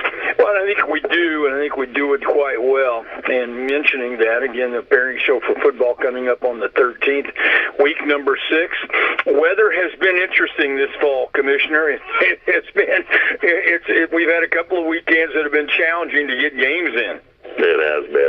Anytime that'll thunder and lightning comes out, we got to be on the safe side and make sure that we get we keep everybody safe. And it looks like we got a little hurricane that's going to be heading up to the Midwest here this weekend. It may be a little damp in some parts of the state this Friday night, but I don't think the severe weather's coming with that. So if we get a little wet, we'll all dry out eventually, and we'll be all right. You finished your meetings with the principals this past week. I'm curious what your thoughts were in a general sense of how all of that went. It's always good to hear from the constituents and from the people whom you serve. It's always good to have face-to-face opportunities with them. It's always good to hear what's going on in their world, and they're more than willing to share that information with them, which is good. But one thing I take away from that is with all the changes going on nationally with the NIL and transfer portal and just it seems like it's an ever-changing world right now. Our members here in Indiana are still steadfast in their support of an education-first athletic system, and they do not believe that we should have a system here of wide-open transfers, much like the NCAA does, nor do they believe student-athletes. NIL is, in the collegiate model, is not something that they believe fits in the high school model, and I would agree with them. And so that's information that's good for us because we need to know that. And we're always going to have some folks that thinks it needs to look a little different, and I understand that and respect those opinions too. But as a membership organization, I've got to listen to what our members are saying first. Thanks for listening to the Commissioner's Corner with IHSAA Commissioner Paul Neidig and Coach Bob Lovell. And thank you for your continued support of the high schools in your community.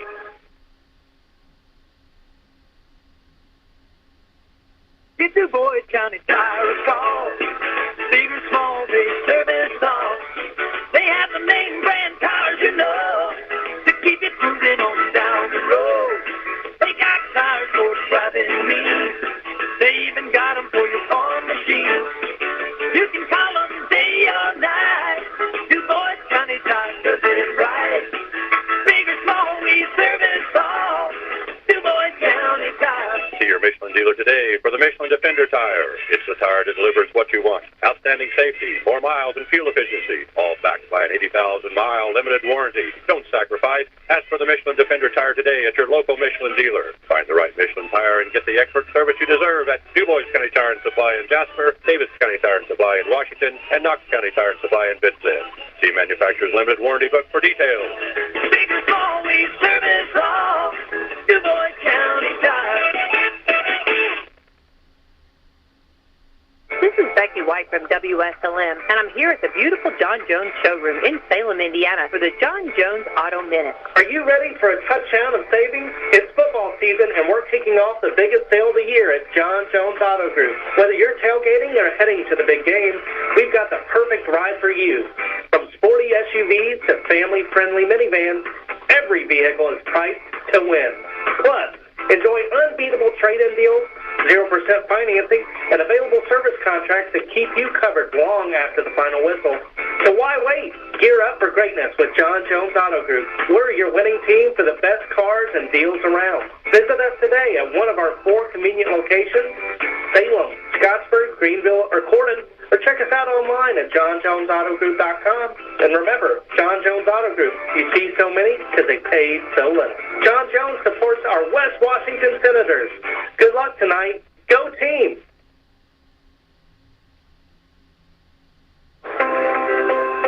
Planning to buy some land or build a new home or maybe put up a fence? Do you know your property lines? Are you in a floodplain? When it comes to surveying your property, call someone you can trust with years of experience. That's McAllister Land Consulting. Call 812-274-0860, providing fast, friendly service at reasonable rates. McAllister Land Consulting can provide a wide range of services, including residential and commercial certified land surveys, flood elevation certificates, and land usage consulting. Get to know your property. Call McAllister Land Consulting for a free quote today at 812-274-0860.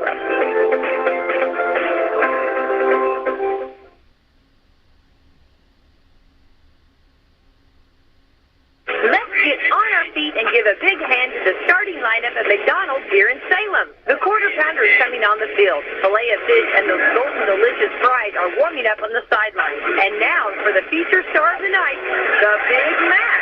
You score every time with a hot, fresh meal from McDonald's in Salem, whether you're there for breakfast, lunch, or dinner. Take a time out and stop by before or after the big game to check out their all-day breakfast menu or value menu. Download the McDonald's app and you can get great deals on delicious taste all day long. You'll score every time with the wife and kids when you make a touchdown at the Golden Arches right here in Salem. And don't forget, McDonald's has gift cards so you can give that great fresh taste all season long. Papa John's is bringing back their New York-style pizza for a limited time only for only $10.99. The oversized pizza has 8 big, foldable slices with just the right balance of crust and toppings. You'll feel like you're having a slice of pizza on the streets of New York, but without the traffic. Order one today online or with your Papa John's app, or call the Salem location at 812-883-3369. Each New York pizza is just $10.99 for a one-topping pie. The New York-style pizza is a classic that reigns supreme, so they are excited to offer customers this foldable crust favorite made with fresh, never frozen dough. Remember, better ingredients, better pizza, Papa John's. Order one today at 812-883-3369. Do you wonder what it would be like to live without hip or knee pain? Joint replacement at Schneck Orthopedics and Sports Medicine makes it easier than you think. Schneck is proud to be one of the first in the region to offer Mako robotic arm-assisted joint replacement surgery. This latest advancement transforms the way joint replacements are performed. Mako allows your surgeon to provide you with a personalized surgical experience based on your specific diagnosis and anatomy. This means less soft tissue damage and greater bone preservation, less blood loss, less pain, fewer days in the hospital, and faster recovery. Taking a walk, riding a bike, and playing with your grandchildren. These are just a few of the simple joys in life. But for those with bone and joint pain, these simple joys are often too painful or unbearable to truly enjoy. With Mako robotic arm-assisted surgery at Schneck, you can get back to the activities you enjoy. Learn more at SchneckOrtho.com.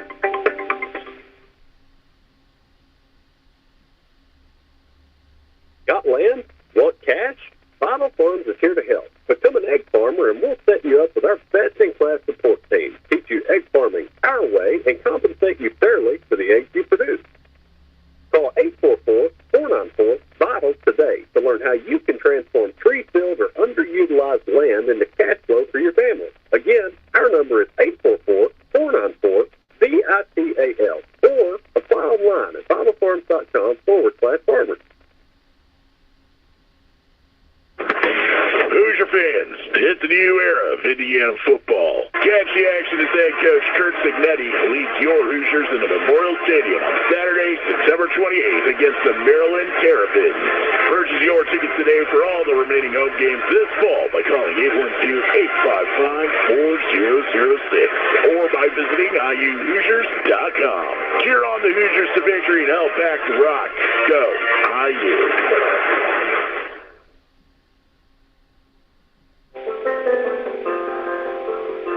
joint surgery, injury, or illness, Meadowview and Salem Crossing are the best choices for helping you recover. Our Moving Forward rehabilitation program offers a full range of therapies. We're here to help you return home safely with the skills you need to live life on your own terms.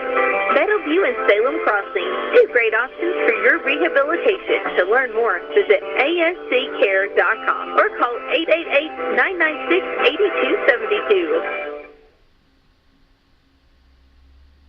Congress is poised to pass a bill to keep AM radio in cars, but time is running out. 82 million Americans risk losing the news, sports, talk, traffic, and vital emergency information they rely on. Text AM to 52886 and tell Congress to pass this bill now. Message and data rates may apply. You may receive up to 4 messages a month, and you may text STOP to STOP. This message furnished by the National Association of Broadcasters. Hear every big play, every touchdown, and every win. Spins away from it. He's got a man wide open for a touchdown. Jump on the Boilermaker Special. Boiler up, Purdue fans. Purdue travels to Weiser Stadium to face Oregon State. Join us live this Saturday. Our coverage begins at 7:30. Right here on your home for Purdue Boilermakers football. The NASCAR Cup Series. Green flag is in the air. Ross Chastain on the inside. Playoff round of 12 begins. Turn number 2, Denny Hamlin is around. He does a smoking 360-degree spin at Kansas Speedway. Chris Buescher by 10 car lengths. Checkered flag in the air. It's the Hollywood Casino 400, presented by ESPN Bet.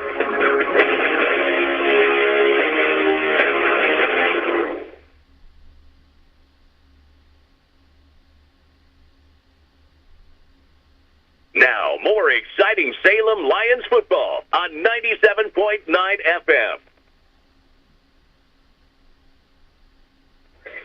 And we are back with 6 minutes and 20 seconds to go before the third quarter is underway down here at Corydon Central High School, where your Salem Lions have made the trip down 135 tonight to visit the Corydon Central Panthers. And the Panthers currently have the lead over the Lions 10-0 at halftime. One thing I'll go ahead and talk about while Zach finishes up adding up the numbers here is one thing that we allowed in the first half for the Panthers is we allowed number 21. That's going to be the main running back, Carson Lawyer, who is a junior. He had 142 rushing yards in the first half. And Zach and I talked about before the game, he was an impact player. He averages 131 yards a game and has the most touchdowns on the team this year. And I believe he does add another touchdown to that total here in the first half. Also goes over his average in the first half with 142 yards. Last week we saw him have a 236 against the Pekin Musketeers. But tonight already 142 yards and 1 touchdown. And that's one thing that Zach and I talked about pregame here is that we've got to contain him. And the Lions have not done a great job of that tonight. The defense looked better than they have totally the rest of this year. They looked better tonight in the first half. However, they still allowed 142 yards to the running backs. Now, one thing we saw Corydon attempt to do in the first half is throw the ball to number 5, Waylon DeBlato. However, the quarterback did not complete very many passes in the first half. Zach's adding up his total yards over here right now. That's why I'm talking. But in the first half, we didn't see a whole lot of completed passes for the Corydon Central Panthers. We did see a few attempted, but not a whole lot completed. On the Lions side of the ball, the Lions tried to incorporate the pass game a little bit more into their first half than they have this year, and they did complete some passes. We did see 1 interception thrown by number 7, Karis Moore, right before halftime. Ultimately did not lead to anything. However, Adam Moles had a great game in the air tonight. I believe in the second quarter he was 3 for 4 passing. But in the first quarter he did not throw the ball. One thing the Lions have struggled with tonight, again, is penalties so far. They had 2 penalties in the first quarter, and I'm not sure how many they had in the second quarter here. It looks like they had 3 penalties in the second quarter for a total of 5 penalties there. The two penalties in the first quarter, one resulted in a turnover on downs on a 4th and short. One of them resulted in a 5-yard penalty, and that was an offside on the defense. Zach's thinking real hard about these numbers over here. We did see Corydon commit a few penalties in the first quarter. I think they had 5 penalties, 3 holdings, 2 false starts, mostly all on the same drive there for the Panthers. That drive ended up obviously being stopped short due to the penalties. They were inside the 20-yard line, got back-to-back holdings, got back-to-back false starts. But like I said, over here at Corydon with 3 minutes to go here until the return of the second half, the Panthers lead the Lions 10-0. I'm going to take a short commercial break to give Zach some time, and we will be back after the break with some first half stats. This is Becky White from WSLM, and I'm here at the beautiful John Jones showroom in Salem, Indiana for the John Jones Auto Minute. Are you ready for a touchdown of savings? It's football season, and we're kicking off the biggest sale of the year at John Jones Auto Group. Whether you're tailgating or heading to the big game, we've got the perfect ride for you. From sporty SUVs to family-friendly minivans, every vehicle is priced to win. Plus, enjoy unbeatable trade-in deals, 0% financing, and available service contracts that keep you covered long after the final whistle. So why wait? Gear up for greatness with John Jones Auto Group. We're your winning team for the best cars and deals around. Visit us today at one of our 4 convenient locations, Salem, Scottsburg, Greenville, or Corydon, or check us out online at johnjonesautogroup.com. And remember, John Jones Auto Group, you see so many because they paid so little. John Jones supports our Salem Lions. Good luck tonight, and go team.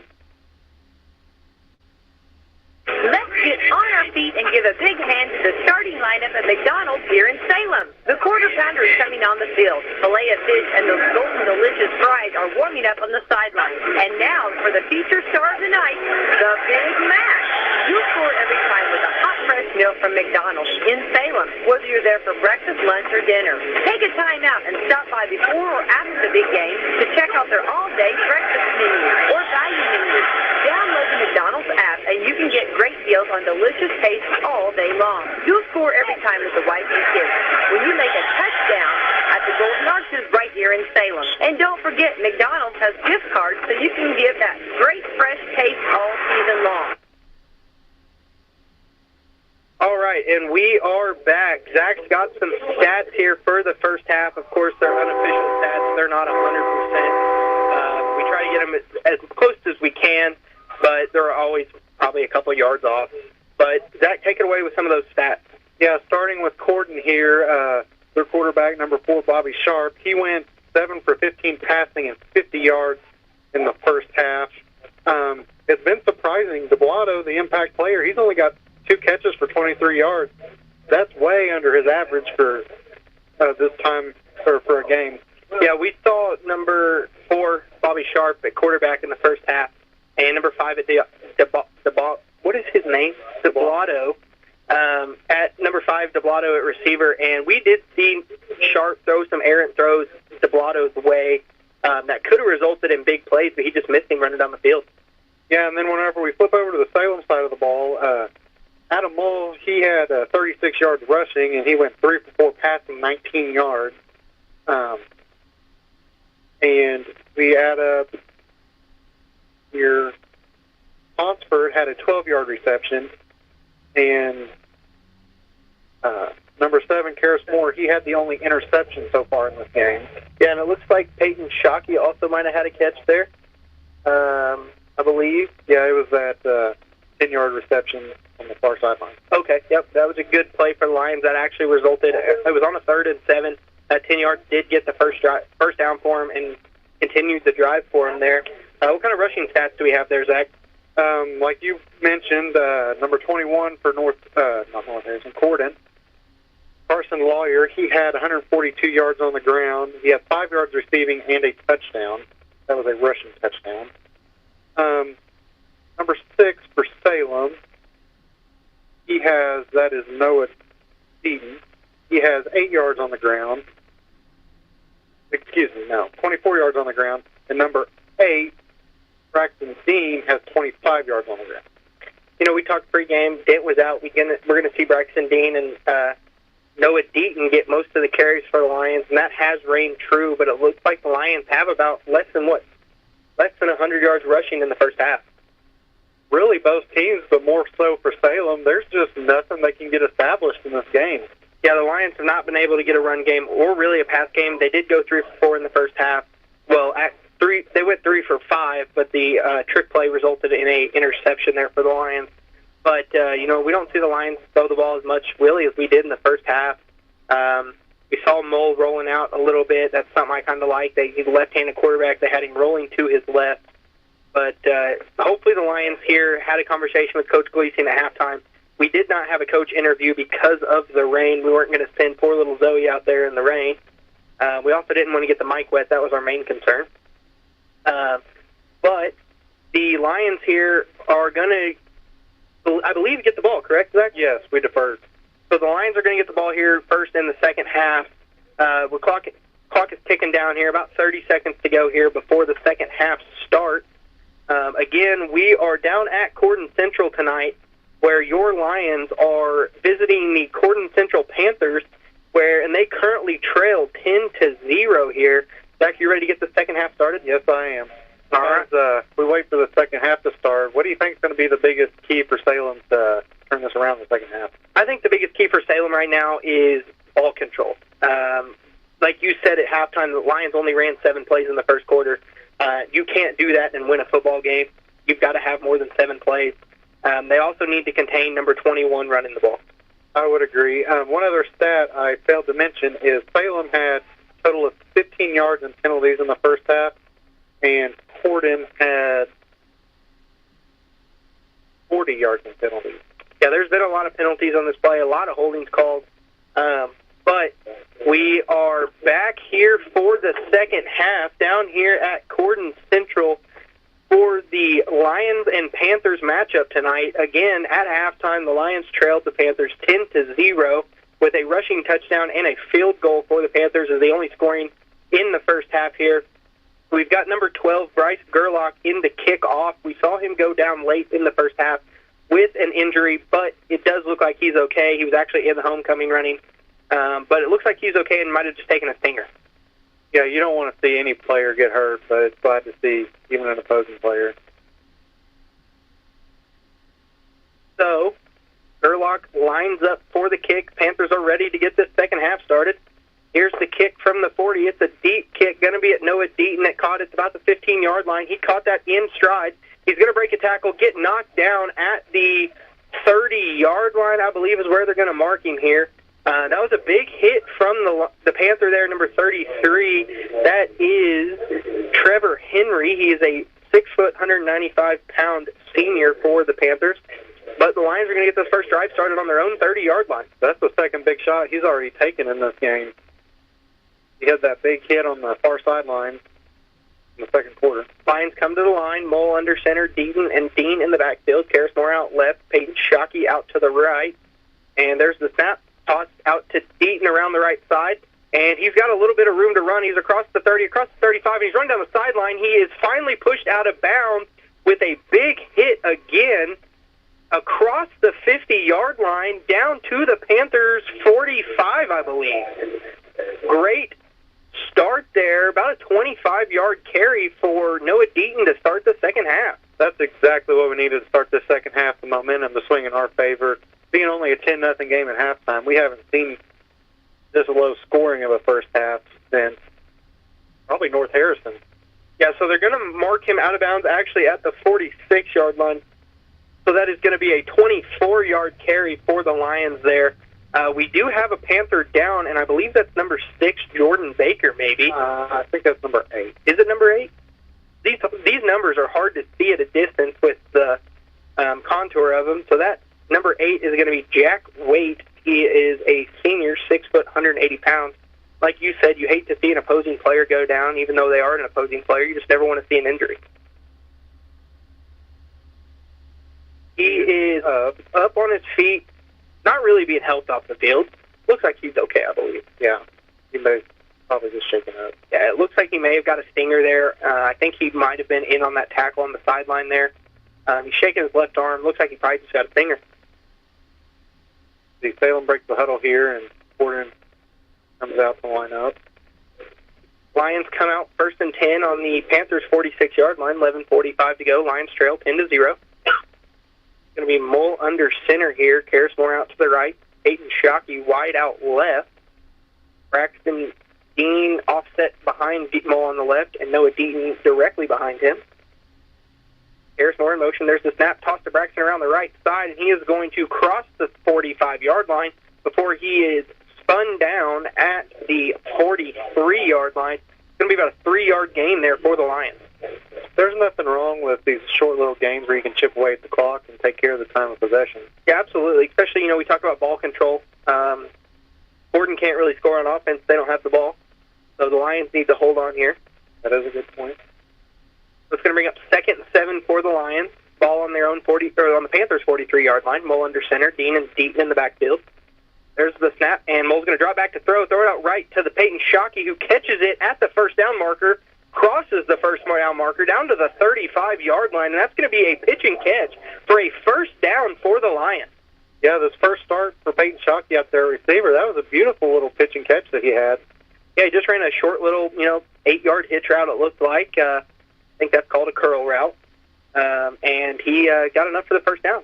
So it's going to be 1st and 10 for the Lions on the 35-yard line. Mull in gun. Dean on his right. One receiver out right, one receiver out left. There's the snap and the fake handoff to Dean. Mull's going to take it around the left, cut back up the middle, and be spun down at the... Are they going to give him a yard, or are they going to mark him backwards? They're going to give him a yard. No, they're going to give him 0 yards, actually. We got 2 refs out here. One's on one side of the field, one's on the other. He's actually going to lose a yard there. So these refs aren't great at matching each other. So it's going to be 2nd and 11 for the Lions on the 36-yard line of the Panthers. They come to the line. Mull in gun. Dean on his right. Receiver out right. Receiver out left. Dean motions to Mull's left. And there is the snap and the fake handoff to Dean. Mull's going to keep it around the right side, who runs into a group of Panthers, but he does gain about 3 yards on the run on the right side there. And he's going to be brought down about the 32-yard line. That was a nice little run there, quarterback design run. So it's going to bring up 3rd and 7 for the Lions here. 9:45 to go in the third quarter. Lions trail 10-0 to the Panthers. Lions are in the huddle.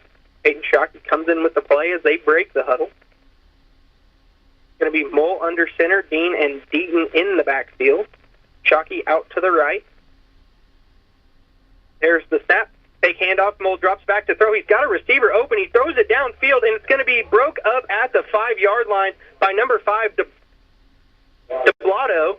But there is a flag on the play, and I believe it's going to be holding on the Lions, maybe? Holding on the line, yes, sir. So it's going to be a 10-yard penalty. I'm assuming they'll probably take that.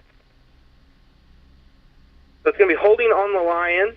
So it's going to bring up a 3rd and 17 for the Lions now on their own 42-yard line.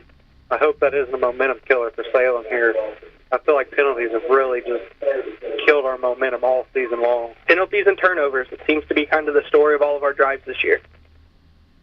So it's going to be 3rd and 17 for the Lions on the Panthers' 42-yard line. 9:22 to go here in the third quarter. Lions trail 10-0. Lions come to the line. Ball in gun. Dean on the left. 2 receivers out left. There is the snap and fake handoff to Dean. Mull rolls out to his left, has a blocker on the edge, and he's looking downfield, makes the throw, and it's going to be broke up by number 9 for the Panthers. That's going to be A.J. Lathan. The intended pass was for Seth Ponsford, and that's going to bring up 4th and 17 for the Lions. That's not a good spot you want to be in when you're Salem 4th and long. No, you don't want to be in 4th and 17, especially on the opposing team side of the field. So we've got Braxton Dean into punt. This is the first punt we've seen tonight for the Lions. Back deep, you've got number 5, DeBlotto.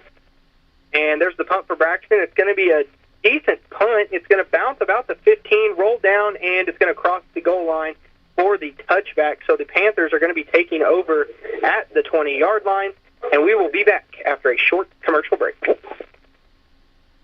At Indiana Farm Bureau Insurance, we're good at insurance, but not just any insurance. We're good at... No. Did you forget the parking brake? Yes, you forgot the parking brake. Insurance.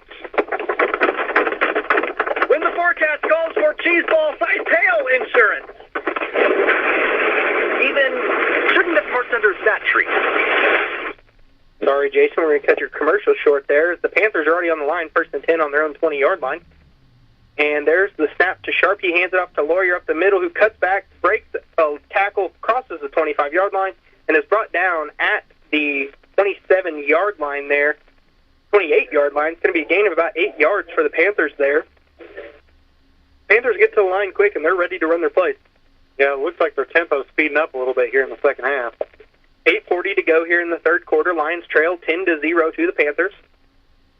Again, the Panthers have the ball, 2nd and 2 on their own 28-yard line. They're back to the line. 2 receivers out right, 1 receiver out left. Sharp in pistol formation. Lawyer behind him. Panthers look to continue their run game here. There's the snap, handoff to Lawyer up the middle, who is stopped at the line of scrimmage and pushed backwards by the Lions. Great defensive play there for the Lions to stop Lawyer at a gain of 0 yards. Yeah, that was a good defensive play there by the defensive line. If we can keep that up here on this third down, hopefully we can get them to punt. Here comes Sharp with the play call into the Panthers huddle. Lions defense looks like they're ready here for this 3rd and 2. So Panthers break the huddle, come to the line. Receiver out left, 2 receivers out right. Pistol formation for the Panthers. Lawyer behind Sharp. So here is the snap and the handoff to Lawyer, who takes it on the right, cuts it back across the middle, crosses the 30-yard line, and I believe that's going to be enough for the Panthers' first down. That is right at the line. And that is going to be a first down for the Panthers at the 31-yard line. Needed to get to the 30, got to about the 30.5. So it's going to be 1st and 10 for the Panthers. We'll call it the 31-yard line just for simplicity there. 1st and 10 for the Panthers, 31-yard line. 7:20 to go here in the third. Lions trail 10-0. 2 receivers out right, 1 receiver out left for the Panthers. Bobby Sharp in pistol formation. Lawyer behind him. The Blotto in motion across the line. There's the snap. Sharp rolls out to his left, and he's going to break Braxton Dean's tackle, but is brought down by number 1, Adam Mull, and number 7, Karis Moore at the line of scrimmage. Maybe a yard gain. Depends on which official you look at. I'm telling you. So it's going to be a 1-yard gain there down to the 31.5 at this point. We'll call it the 32 just for simplicity reasons.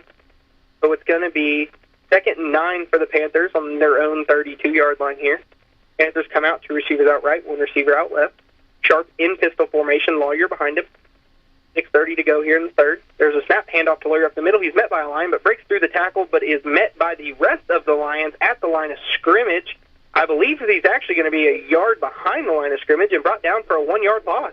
Yeah, it looks like they're marking him at a yard loss there. I've really noticed Salem's starting to bring the blitz a little bit more this game than we have the last couple weeks.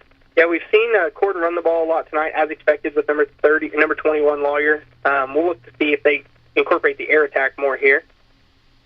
Panthers come to the line, 3rd and 10 on their own 31 here. 2 receivers out right, 1 receiver out left. Sharp in pistol formation, Lawyer behind him. There is the snap.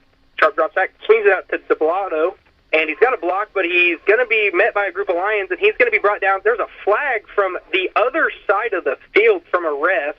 He's going to be brought down at the 40-yard line as of right now, but there's a flag thrown from the other side of the field by a ref for a holding. Not really sure how he saw that. That was almost after the play happened when he did that. Yeah, it was. So that's going to bring up 3rd and looks like to be about 3rd and 16 for the Panthers, I believe. 3rd and 17 for the Panthers here. Both teams been stalled on their drives by a holding penalty. So 5:45 to go here in the third quarter. Lions trail 10-0 to the Panthers. Panthers have the ball 3rd and 17 on their own 24-yard line. Line to gain is the 41. Sharp in pistol formation, 2 receivers out right, 2 receivers out left as well. There's the snap. Sharp drops back, looks downfield, has a receiver on a swing pass, and it is caught by Lawyer, but he is immediately tackled by number 14 for the Lions. That's going to be Lenny Wynn, and he is going to stop the Panthers on a great tackle there for a short gain of about 3 yards.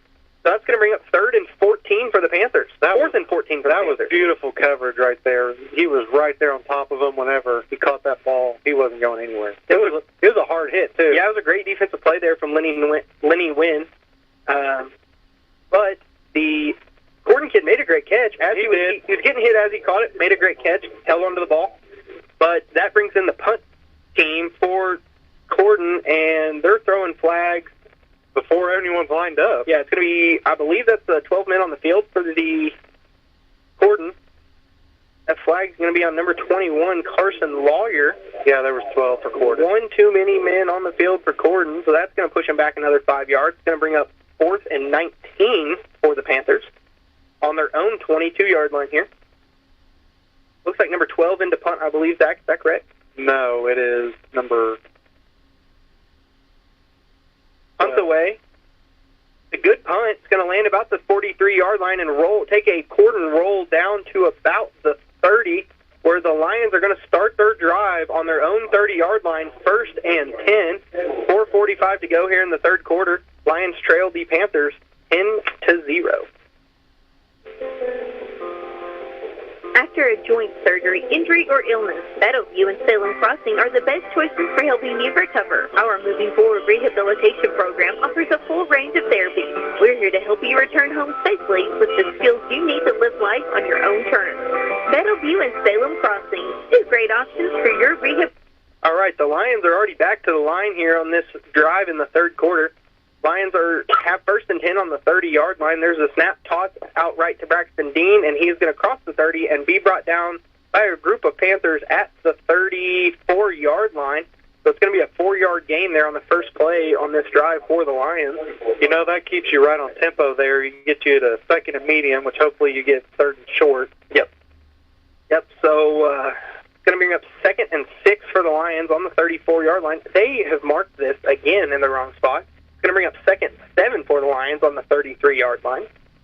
All under center, Dean and Deaton in the backfield. One receiver out left, one receiver out right. There's the snap and a handoff to Deaton up the middle, and he's got a little room to run, and he crosses the 35-yard line before being brought down at the 38. Let's see if they hold that spot.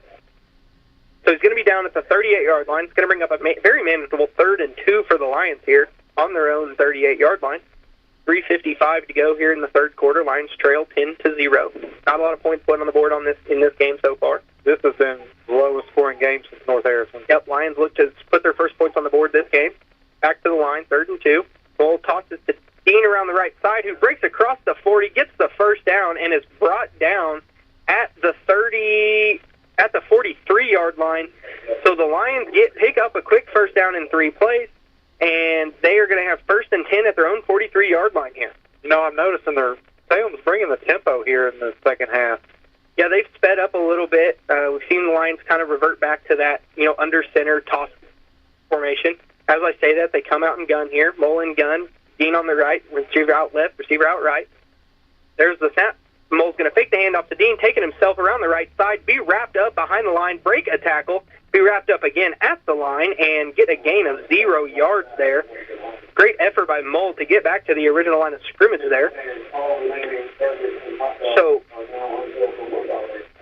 all remaining hot dogs and hamburgers $1 here down at Corydon. That seems like a good deal to me. So we're going to have 2nd and 10 for the Lions, 2:50 to go in the third quarter. Lions trail 10-0. Back to the line for them.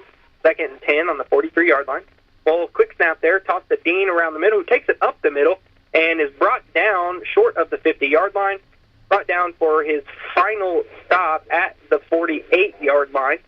So it's going to be about a gain of 6 yards there for the Lions. It's going to bring up a 3rd and 4. 3rd and 5 for the Lions here. Making the stats look hard to keep up with. I'm telling you, the refs do not have the same spot ever. The Mole's going to come out and gun here. Braxton Dean on his right, 2 receivers out right. There is the snap, fake handoff to Dean. Mole's going to roll it to his right. He's got Seth Ponsford down the field. He's going to throw it to him. He's going to catch it at the 45, cross over to the 42-yard line, and that's going to be a pitch and catch for another Lions first down from Adam Mole to number 32, Seth Ponsford. See, how many yards was that catch there? Looks like it was about 2 plus 8. 10. 10-yard pickup for the Lions there on 3rd and 5. That's been about our longest play of the game. Lions already back to the line. Mole under center. There's the snap and the handoff to Deaton up the middle. He's going to be met early but breaks a couple tackles. He's going to be across the 40-yard line and brought down at the 39-yard line of the Panthers. And here come the Lions. The tempo is speeding up even more. We're going on more of a set cadence now than we are a hike cadence. Yep. Minute 40 to go here in the third quarter. Lions trail 10-0. Lions look to put first points on the board this drive here for them. Lions back to the line. Peyton Shockey out right. Karis Moore out left. Mole under center. Dean and Deaton in the backfield. Quick snap. Toss to Dean, who takes it up the middle. There's a flag on the play. Dean is still fighting for yards, and he's finally brought down at the 35-yard line, but that's going to be a 10-yard holding on the Lions. Penalties, yet another killer for Salem. Yeah, these refs are not letting you get away with any kind of grab or anything as an offensive blocker, and that is probably, the 10th or 11th holding in the game?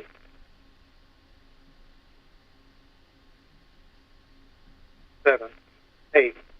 So 8 holdings in the game. That's for both teams total. So that's going to bring up a 2nd and 16 for the Lions here on the 48-yard line. On the Corydon side of the field, Lions come back to the line. Receiver out right, receiver out left. Dean and Deaton in the backfield. Mole under center. There's the snap. Mole drops back to throw. Dean overthrows Dean on the out route, and that's going to bring up a 3rd and 16 as the ball falls to the ground. Just a simple out route there, and Mole just overthrew him. It kind of looked like Dean slipped a little bit when he was breaking out of his route, too. It was, like we talked about, this wet turf's a little slick. Yep, so that's going to bring up 3rd and 16 for the Lions on the Panthers' 48-yard line. Minute 14 to go here in the third quarter. Lions trail 10-0. Braxton Dean makes his way into the huddle with the play from Coach Bleasing. Lions make their way to the line. We've got Braxton Dean back out at receiver. Mole under center to Dean and Moore in the backfield. Toss out to Karis Moore. He's going to take it around the right side. Cut it back across the middle. He's got an opening. Breaks a couple tackles. Across the 30 and brought down at the 27-yard line. Ball on the ground, but they're going to mark him down, I believe. And that's going to be a first down for the Lions down to the 27-yard line. And that's going to be a 21-yard pickup for the Lions. That is another huge play to bounce back from that holding call. Absolutely great carry there by number 7, Karis Moore. Longest play of the game for the Lions at this point. So the Lions are going to have 1st and 10 here on the 27-yard line. And there's 55 seconds to go here in the third quarter. Lions trail 10-0, but they are 1st and 10 on the Panthers' 27. Mole comes out under center, Deaton in the backfield to receive. One receiver out right, one receiver out left. And there's the snap. Mole fakes or tosses out to right to Deaton. He takes around the end, has some blockers, and is brought down viciously at the 20-yard line. So that's going to be about a 7-yard pickup there for the Lions, and that's going to give them a 2nd and 3 on the 20-yard line of the Panthers. Salem has really been doing what we need to do and control the clock here in the third quarter. Yeah, we've got 19 seconds here to go in the third quarter here. Lions trail 10-0. They make their way to the line and hopefully run a play here before the end of the quarter. Ball under center, Moore and Deaton in the backfield. There's a snap toss to the right to Moore. He cuts back and is met by a Panther at the 20-yard line and is brought down after a gain of 0. And that's going to be the end of the third quarter where your Salem Lions trail the Corydon Central Panthers 10-0. We will be back for the start of the fourth quarter. Planning to buy some land or build a new home or maybe put up a fence? Do you know your property line? Are you in a floodplain? When it comes to surveying your property, call someone you can trust with years of experience. That's McAllister Land Consulting. Call 812-274-0860, providing fast, friendly service at reasonable rates. McAllister Land Consulting can provide a wide range of services, including residential and commercial certified land surveys, flood elevation certificates, and land usage consulting. Get to know your property. Call McAllister Land Consulting for a free quote today at 812-274-0860.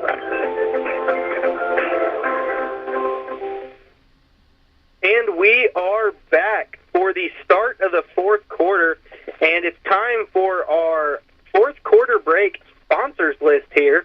WSLM broadcast is proudly brought to you by John Jones Auto Group, McDonald's of Salem, Salem Crossing, Meadowview, McAllister Land Consulting. Also brought to you by Salem Speedway, Washington County Tire, Schneck Hospital, Papa John's of Salem, and Marshall Monument. So the Lions have a second and three here. They've got the scoreboard all messed up. It's 3rd and 3 on the Panthers' 20-yard line for the Lions, looking to put points on the board for the first time. As we start the fourth quarter, Lions trail 10-0. Eaton and Dean in the backfield here. Peyton Chalky out right, Mull under center. Toss right to Dean, who cuts up field, breaks the tackle, makes his way forward, and is finally brought down about the 22.5-yard line. I think the 22 was the line to gain. Are they going to give it to him, Zach? It depends on which ref you look at. The near side's giving it to him, and the far side's not. So yep, they're giving it to him. So that's going to be a first down for the Lions here on the first play of the fourth quarter. So with 11:42 to go, Lions trail 10-0 here, but are on their way into the end zone. It is 1st and 10 for the Lions on the Panthers' 17-yard line. Mull in gun, Dean on his right, 2 receivers out left. There's the snap handoff, fake handoff to Dean. Mull rolls out to his left, has a receiver with Seth Ponsford, hits him at the 10-yard line. He trips over a Panther and is brought down at the stick. That is going to be a gain of 10 for the Lions. No, gain of 9? Where are they marking it? It depends on which official. One ref's got him one place, one ref's got him the other. So it's going to be a gain of 9 for the Lions. He's going to be brought down at the 9-yard line. Went from the... Well, it was actually on the 17, so it was an 8-yard pickup there for the Lions. There's the snap, toss out to Dean around the right side. He cuts up the middle, gets to the first down marker plus some, and he's brought down at the 6-yard line for the Panthers, and the Lions look to put a touchdown on the board. We are really driving here with 10:45 left in the fourth. The score here is necessary, being down 10. Lions are going to come to the line here. 1st and goal, 10:30 to go in the fourth quarter. Lions trail 10-0. 1st and goal on the 6-yard line. Dean Mull under center, Dean and Deaton in the backfield. There's a snap, toss to Dean around the left side. He cuts it up the middle, wrapped up, breaks the tackle. He's fighting for the end zone, and he is stopped, and they blow the play dead at the 1-yard line. After a good 5-yard carry there from Braxton Dean, he was fighting for the extra yards, and they blew it dead. They blew that dead early. They're going to move him back to the 2. This is what we've talked about with the refs never know where they're marking the ball here. So that's going to bring up 2nd and a short 2 yards for the Lions on the 2-yard line. The Lions look to punch it in here. Ball under center. There's the snap. He fumbles the snap. I think he fell on it. Corydon has the ball, and the Lions turn it over on the 2-yard line. Another fumble yet by Salem in the red zone. It's been killing us all season, and it does here on this crucial 2nd down on goal. Mull tried to run before he had the ball and fumbled the snap, and the Lions turned the ball over on their own 2-yard line there. And that is a unfortunate end to the Lions' best drive of the night that they had kept clean, and that comes to an end at the 2-yard line for the Lions. Momentum killer is what we've been preaching all week. 1st and 10 for the Panthers here on their own 2-yard line. 9:55 to go. Lions trail 10-0. Sharp in pistol, hands off to Lawyer up the middle. He gets to the line of scrimmage, maybe gains an extra 2 yards, and that's it before being thrown down in the end zone. So that is going to be a 1-yard gain for the Panthers here before he was pushed backwards. I think the Corydon fans wanted a flag there for throwing him down. So it's going to be 2nd down. I don't know where they're marking this at, Zach. You watch the near ref. He's calling one thing. The box has got him 2 yards over there. The far ref's doing one thing. So he's going to pick up 2 yards. It's going to bring up 2nd and 8 on the Lions, or for the Panthers on their own 4-yard line. Sharp in pistol. There's the fake snap and the Lions jump. That's going to be a 5-yard bonus for the Panthers there. So that's going to bring up 2nd and 3. 2nd and 3, yep, for the Lions, for the Panthers. So the Panthers are going to have 2nd and 3 on their own 9-yard line. Line to gain is the 12. Sharp comes out pistol formation. We've seen this formation the entire night. Lawyer behind him, 2 receivers out left, 1 receiver out right.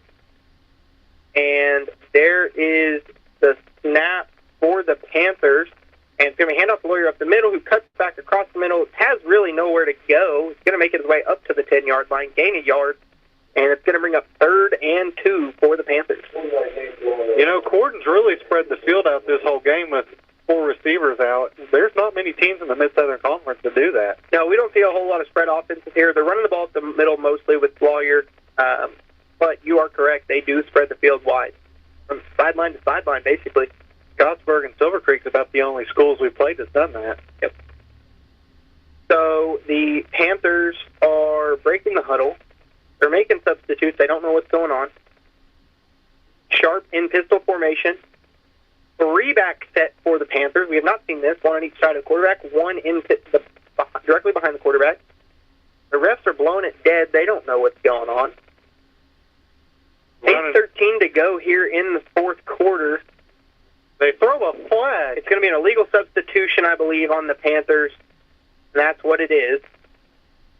I'm not really sure what they're throwing that on. I think because they substituted but never gave the Lions a chance to substitute. So it's going to be an illegal substitution for the Panthers, and that's going to move them back to their own 5-yard line. This has just turned into a chess match. So it's going to be 3rd and 7 on their own 5 for the Panthers. The line to gain is the 12. They're at the 5. Panthers come out, pistol formation, 2 receivers out right, 1 receiver out left. Lawyer directly behind Sharp. There's the snap, and the toss out to Lawyer to the left. He's got a little bit of room, has some blockers that aren't really blocking. He's being chased down by Seth Ponsford on the sideline, and Ponsford brings him down at the 13 to 14-yard line, but that is enough for a Panthers first down. It's going to be a tough 9 yards there for Lawyer out of the backfield of Corydon. So with 8 minutes to go here, the Panthers trail the Lions trail the Panthers 10-0. The Panthers have the ball, 1st and 10 on their own 14-yard line. We got a little bit of a flip of the script now. Corydon's trying to chew up the clock. Yeah, they have the 10-0 lead here. 2 receivers out left, 1 receiver out right. Sharp in pistol formation, Lawyer directly behind him. And there's the snap, handoff to Lawyer up the middle. He cuts back, breaks the tackle, crosses the 15, drops the ball, recovers it himself, and recovers it at the 19-yard line. So that's going to be a fumble-rooski play for a 5-yard gain there for the Panthers. That ball gets slick in wet games like that, and we are seeing it live. Yeah, we have seen the ball hit the ground a few times tonight. I think that would have been the first turnover for the Panthers, maybe, if the Lions had recovered that. So the Panthers come back to the line here. 2nd and 5, ball on the 19-yard line. Pistol formation for the Panthers. 1 receiver out right, 2 receivers out left. Lawyer directly behind Sharp. 6:50 to go here. 10-0, the Lions trail. There's a snap, handoff to Lawyer up the middle, and he is met at the line of scrimmage. Fights his way forward for a few yards and gets down to the 23-yard line of the Panthers. So it's going to be a 3rd and manageable 1 yard for the Panthers here on their own end of the field. Yeah, looking at the stat book right now, Lawyers had the ball every single play in this 4th quarter. Yeah, they've utilized him most of the game tonight. About 90% of the plays have been to him. Panthers come back to the line here. 3rd and a short 1. 2 receivers out right, 1 receiver out left. Sharp and Lawyer in the pistol formation. On the own 23-yard line for the Panthers. Snap, handoff to Lawyer up the middle. He continues to get his carries. He's met in the backfield, and he is brought down by number 52 in the backfield. That's going to be Brady Briscoe, and he's going to be stopped for a loss of 1 yard. That's going to bring up 4th and 2 for the Panthers. That's something Salem hasn't been able to do, not even tonight, but the whole season, get to that 4th down. Yeah, they have not really stopped anybody on 3rd down this season, but they're doing a great job of tonight. I think Corydon's going to call a timeout here. They did allow him to get back to the line of scrimmage. The ref did mark it at the original line of scrimmage, so it is going to bring up a 4th and 1. I think the Panthers are probably going to call a timeout here, which will result in us taking a commercial break. So it's it's going to be 4th and 1 for the Panthers on their own 23-yard line. They lead 10-0 with 5:18 to go in the fourth quarter, and we are going to take a commercial break, and we will be right back. When you want to honor your loved one, you choose someone you can trust. Marshall Monuments, Southern Indiana's monument experts. In their 78 years of community service, Marshall Monuments has provided excellence and experience and continues to take pride in workmanship and guarantees satisfaction in the final product. Whether you're looking for a custom monument, stones, or mausoleums or military markers, Marshall Monuments not only services all of Kentuckiana, but can come to you when you can't make the trip to the local office. Corey Churchman and the staff at Marshall Monuments do everything by hand and stand by the quality of their work. When you're dealing with Marshall Monuments in Salem, you're working with expert craftsmanship and specially trained stone artisans. Call or text today at 812-412-2014 for a free estimate and to set up an appointment to see their quality work. Or stop by the shop at 106 South Water Street in Salem, Indiana. Top quality stonework at hometown prices. All right, and we are back here at Corydon Central. The Panthers have the ball, 4th and 1 on their own 23-yard line. They're in the punt formation with Seth Ponsford, number 32, sacked deep for the Lions. Understanding that the 10, he rolls out right. He's going to punt it away. They originally were testing a fake there. It's going to be a short punt that's out of bounds on the Panthers' own side of the field on the 38-yard line. So the Lions are going to have great field position here on the Panthers' side of the field. They're going to take over 1st and 10 at the Panthers' 38-yard line. 5:17 to go here in the fourth quarter. The Lions trail 10-0. Zach, what do the Lions have to do this drive? Simple, score. That's all. We have to get in the end zone here and give us a shot at even winning this game. Yep. So Lions come to the line here. Mole under center, Dean and Deaton in the backfield. One receiver out right. So Mole is going to get lined up here. There's the snap, and he's going to hand it off to take the handoff up the middle. Look downfield on the pass, and it's going to be dropped by Braxton Dean, and he had it in his hands and just let it fall to the ground. That's going to bring up 2nd and 10 for the Lions, but that play would have been huge. I think if Dean would have caught that pass, he would have been in the end zone. Yeah, he did not have much between him and the end zone. Might have had one man to beat, if that. However, instead it's a 2nd and 10 for the Lions, and Mole's back under center. Receivers on both sides. There's the snap, and toss out left to Karis Moore. He's going to bounce it out left and be met in the backfield and brought down at the, I think they're going to mark him at the 40-yard line there. Yes, so it's going to be a loss of 2 for the Lions. So that's going to bring up a 3rd and 12 after what should have been a first play touchdown. However, it's going to bring up 3rd and 12 on the Corydon side of the field at the 40-yard line for the Lions here.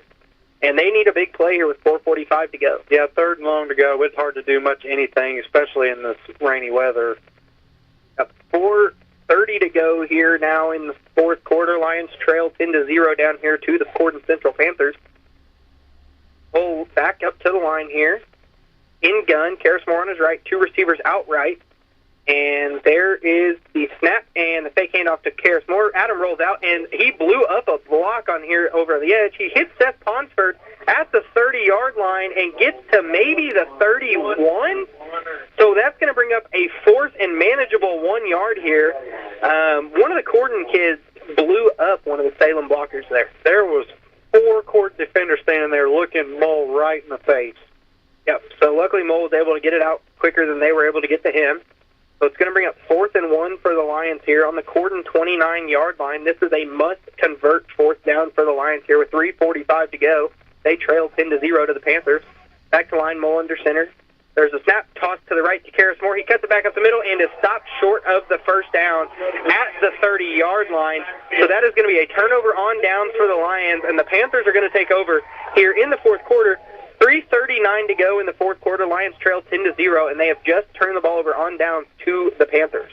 That was a must-gain situation. I think if the ground wasn't so slick, he could have made a cutback and got the first down easy. That was a must-convert, like Zach said, for the Lions there with under 4 minutes to go, down 10 points. Now Corydon can just run the ball as they have been and potentially run the clock out, run the Lions out of timeout. So it's going to be 1st and 10 for the Panthers on their own 30-yard line here. Yeah, a few first downs, this game's over. Sharp end pistol formation. Lawyer behind him, 2 receivers out right, 1 receiver out left. I expect this to be a handoff to Lawyer here up the middle. There's a snap, and there's the handoff to Lawyer. He finds a hole, gets back to the line of scrimmage. He fumbles the ball and recovered by number 14, Lenny Wynn, for the Lions, and that's going to be a turnover for the Panthers. That was a hard hit that Lawyer took, and that was a fumble, and Salem was right on top of that one. And just like that, the Lions have the ball back where they just turned it over on the Panthers' 29-yard line, and they're going to have 1st and 10 here. That's pretty much exactly where we turned the ball over on downs just a play ago. Yeah, it was. So the Lions are going to come to the line here on offense now after 1 defensive snap. 1st and 10 on the Panthers' 29-yard line. 3:22 to go here in the 4th. They trail 10-0. Have got to put points on the board here. Ball under center. Deaton in the backfield. Receiver on both sides here. There is the snap, and a toss out left to Deaton. He's got some blockers on the end there around the left side, and he immediately is blown up by the safety and gains a couple yards there. But that safety came flying down from the secondary. I feel like he's taking more shots today than any player on this field. Yeah, these Corydon kids are not afraid to hit you. So that's going to be a gain of 2 yards there for the Lions. So it's going to be 2nd and 8 on the Lions' 27-yard line. Lions make their way back to the line. 2:54 to go here in the 4th quarter. Lions trail 10-0. Ball in gun. Dean on his right. 1 receiver out left. 1 receiver out right. And there is the snap and the fake handoff to Dean. Mold drops back to pass. He has a receiver down the middle. It's Noah Deaton. He catches it at the 3-yard line for a touchdown for the Lions, and that is a big touchdown for the Lions. Bang, bang, bang, bang! Vamonos, vamonos! Bang, bang, bang! Vamonos, vamonos! So that is going to be a pitch and catch for the Lions, and that is going to result in their first points of the game. That was a little pass down the middle from Adam Mole to number 6, Noah Deaton, who caught the ball about the 3-yard line and walked into the end zone. He beat the defender. He was wide open, and it was 2 steps in stride in the end zone. So the Lions are going to come out here for the 2-point conversion, and Mole brings the play into the huddle. Lions now trail 10-6 with 2:39 to go here. Ball under center, Deaton and Dean in the backfield. There's the snap toss to Dean around the right side, who is met, and he is going to be stopped short of the conversion. So that is going to leave the score where it stands, 10-6. The Lions trail the Panthers with 2:39 here to go in the 4th quarter. We will be right back after a commercial break.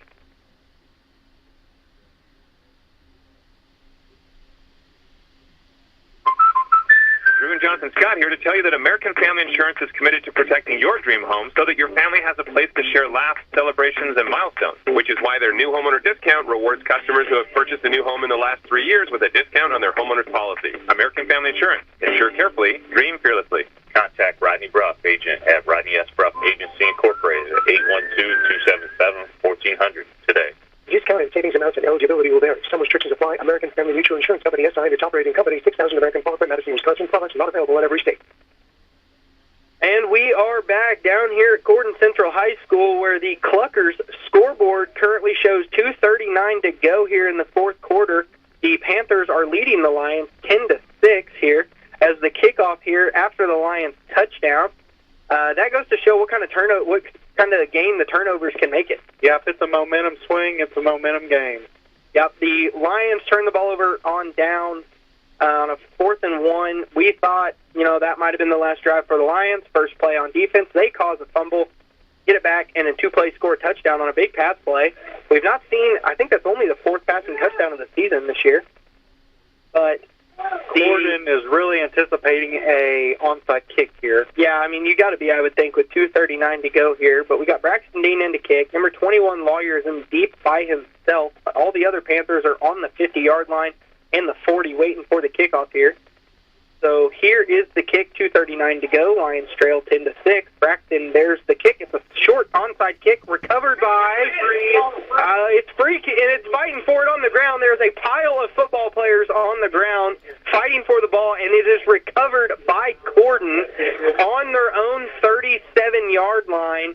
And Corydon Central Panthers are going to take over 1st and 10 on their own 38. That was very close, Brandon, to becoming a Salem ball again. I'll tell you what, that was exciting, Larry. Everybody's diving on everybody, fighting for a football. That's fun stuff right there. I haven't seen a play like that in a long time. I know. So Panthers come to line, 1st and 10 on their own 38 here. 2:36 to go in the fourth. They lead 10-6 over your Salem Lions. Sharp in pistol formation.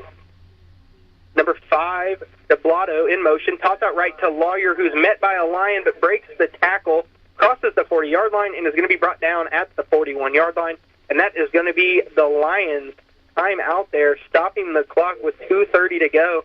And, Zach, I think we'll just stay right here and get some words in.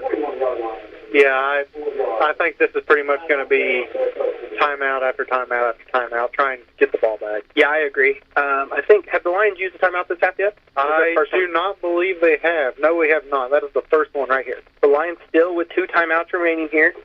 There should be about 2 minutes and 30 seconds left here. Lions trail 10-6. Panthers have a 2nd and 6 to go here on their own 41-yard line, and the Lions have got to get a stop on this drive. You know, change things up a little bit. Salem has a pretty good crowd for a wet, cold game the way it is in a 30-minute, 45-minute drive recording. Yeah, when I saw earlier right before the game started, there was only a couple people over there, but it has been filled in. So here come the Panthers back to the line. 2nd and 7. 2nd and 7.5, I'm guessing. 2:30 to go. Lions trail 10-6. Panthers come out of the timeout break and go into a huddle. Panthers making their way to the line. Pistol formation, 2 receivers out right, 1 receiver out left. Lawyer directly behind Sharp. And there is a false start on the Panthers, and that's going to bring up a 2nd and 12 for the Lions, or for the Panthers, and that is a big mistake for the Panthers. It's been a Salem and Corydon. They're almost looking in a mirror right now. Penalties and turnovers have affected both teams this game. Yeah, you know, we saw a few penalties last week at Springs Valley, most of them being, I believe they were holdings and face masks last week on the Lions at Springs Valley, but tonight it's just been holding, false starts, and offsides for both teams. So it's going to bring up 2nd and 12 for the Panthers on their own 36-yard line now. Back in pistol formation, 2 receivers out right, 1 receiver out left. DeBlotto in motion across the line. There's a snap toss-out to Lawyer around the left side, and he doesn't have very many blockers, but he finds a hole and runs hard into a Lion, and he is going to be brought down at the 45-yard line, and that's going to be a 7-yard pickup for Lawyer, and he has ran hard all night. That was a nice tackle by Ethan Campbell out there. So that's going to bring up a 3rd and 3 for the Panthers. Salem is not going to use a timeout here. 3rd and 3 on their own 45 here. 2 minutes to go. Lions trail 10-6. Panthers back to the line. 2 receivers out left, 1 receiver out right. Sharp in pistol formation with Lawyer behind him. I expect this to be a run to Lawyer. And there is the snap and the toss out to Lawyer to the right, and he cuts it back up to the middle, crosses the 45, but is brought down short. And if they give him that first down, that's a terrible spot. It depends on which ref you're looking at. One ref's got him almost at the 50. One ref's got him at the 47. The 48's the yard to gain. So they're going to mark him, and they're going to bring out the chain gang for a measurement. I think that was a terrible spot. This whole game has been hard to tell up here in the booth where they're placing the ball. You have your near ref putting it one place, the far ref another, and then your back judge somewhere else. Yeah, and this is inches. And we cannot stress that enough. If he did not get this, he did not get it by inches. So there's a minute 36 to go here. Lions trail 10-6. He did not get the first down. He is about... There is maybe 3, yeah, he's about 4 or 5 inches short of the first down here. The Lions have a chance here, 4th and 1, and they have got to get a stop. It's hard to defend a 4th and inches. We can't stress how little this is for a first. The Lions do have 2 timeouts here. So it's going to be 4th and inches for the Panthers. They're making their way back to the line here. 4th and inches, a minute 36 to go. Panthers lead 10-6. Now this is what football is all about, Larry. This has been an old school game, and this is an old school play right here. Pistol formation, 2 receivers receivers out right, one receiver out left, Sharp in the pistol formation with Lawyer behind him. And there is the false start, and that's going to bring up a 4th and 6 for the Panthers, and that was terrible mistake for the Lions, and that was named for the Panthers, and that is not good for them. And that's just about the dumbest thing I heard any food say ever. So the Lions now got helped out by the Panthers big time there, and it's going to bring up 4th and 6 for the Panthers, and I expect them probably to punt this. We cannot stress how close that was to a first down on that 4th down play. Yeah, so the Panthers are in now. They bring out their punt team. Minute 31 to go here, 4th and 6, ball on their own 42-yard line. And we've got number 32, Seth Ponsard, I believe, back deep to receive. There's the punt away from number 12, and it is a great punt right at Seth Ponsard, who catches it at the 20 and is brought down at the 25-yard line. That was a great punt from number 12, Bryce Gerlach, for the Panthers, and that's going to bring up the Lions. Actually, they're going to give him the 26, 1st and 10 on the own 26-yard line of the Lions here. 10-6, minute 28 to go. I tell you what, Brandon, my heart stopped there a minute when he caught that. I was afraid he was going to drop it. Yeah, it's hard to field a wet ball, especially on a big, 50-yard punt. So, but again, big drive here for the Lions. Biggest drive of the season here for the Lions. Yeah, it is. Let's see what they have here. 1st and 10 for the Lions. On their own 26-yard line, they come to the line. Mole under center. Moore and Beaton in the backfield. And there is the snap. And Mole fakes the handoff, rolls out to his right, looks downfield, throws it across the middle, and it falls short of Braxton Dean, who was the intended receiver, at the 40-yard line. Mole had some pressure right in his face. Yeah, he did. It's worth noting that Corydon has got 2 timeouts, and Salem has got 2 timeouts. Yep, so the Lions have the ball again, 2nd and 10 on their own 26-yard line. Minute 24 to go here. The Lions trail 10-6. This is a must-score situation for the Lions. And they just got a 5-yard penalty there for an illegal man downfield. So that's going to bring up a 1st and 15 for the Lions. That is not great for them there to have gotten that penalty. 1st and 15 on their own 21-yard line now. I didn't even see the penalty flag come in.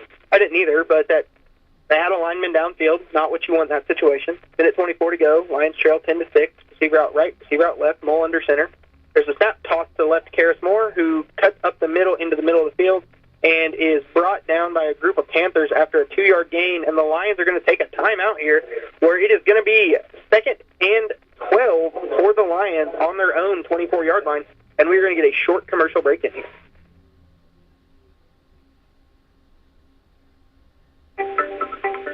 Sprained ankle, swollen joints, and no time for an appointment? Schneck Medical Center has you covered. Visit our orthopedic walk-in clinic for expert care. Our specialists provide fast attention to a number of bone and joint problems. No appointment necessary. Available Monday through Friday, 8:30 to 11:30 a.m. For more information, visit schneckmed.org. Schneck, healthy together. We are always thankful for Schneck with providing us Mallory as our athletic trainer, who does a fantastic job with the sports programs at Salem. Glad to have them as one of our sponsors.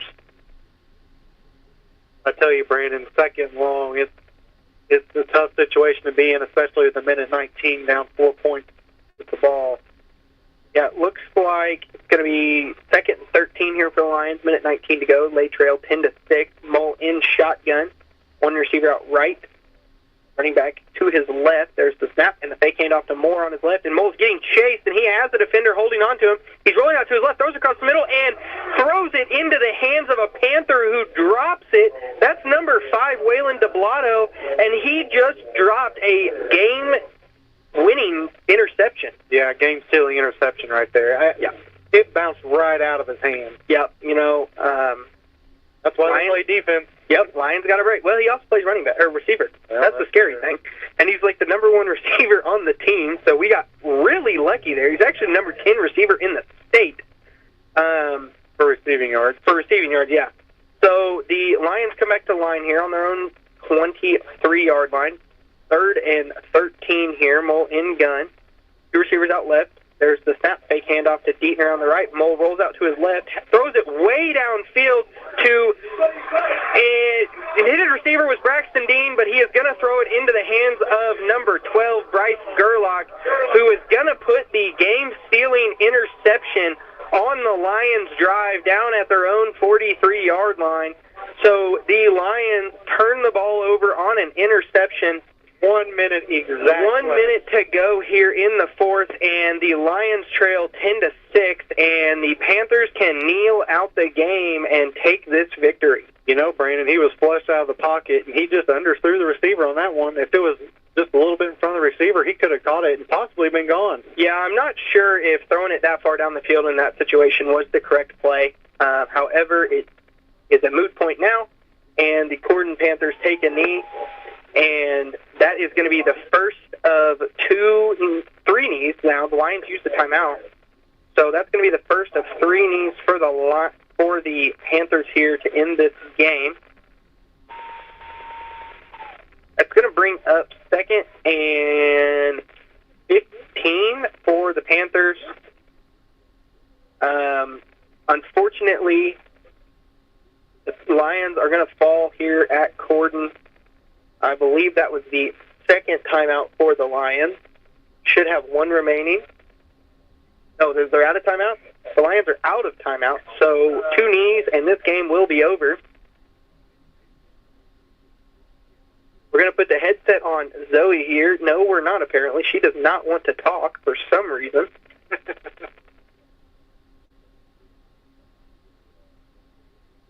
So the Panthers come back to line, 2nd and 15, 55 seconds to go here in the fourth quarter. They lead 10-6, and it looks like that's going to be the final score of the game here tonight. Sharp back in pistol formation. A pistol victory formation for the Panthers here. And there's the snap and the kneel at the 33-yard line. And 1 more of those, and that will be the end for the game here tonight, where the Lions are going to fall to the Corydon Central Panthers 10-6 here as the clock ticks down. Stay tuned as we will have some after-game statistics talk with Zach, who is in the process of adding up the stats right now.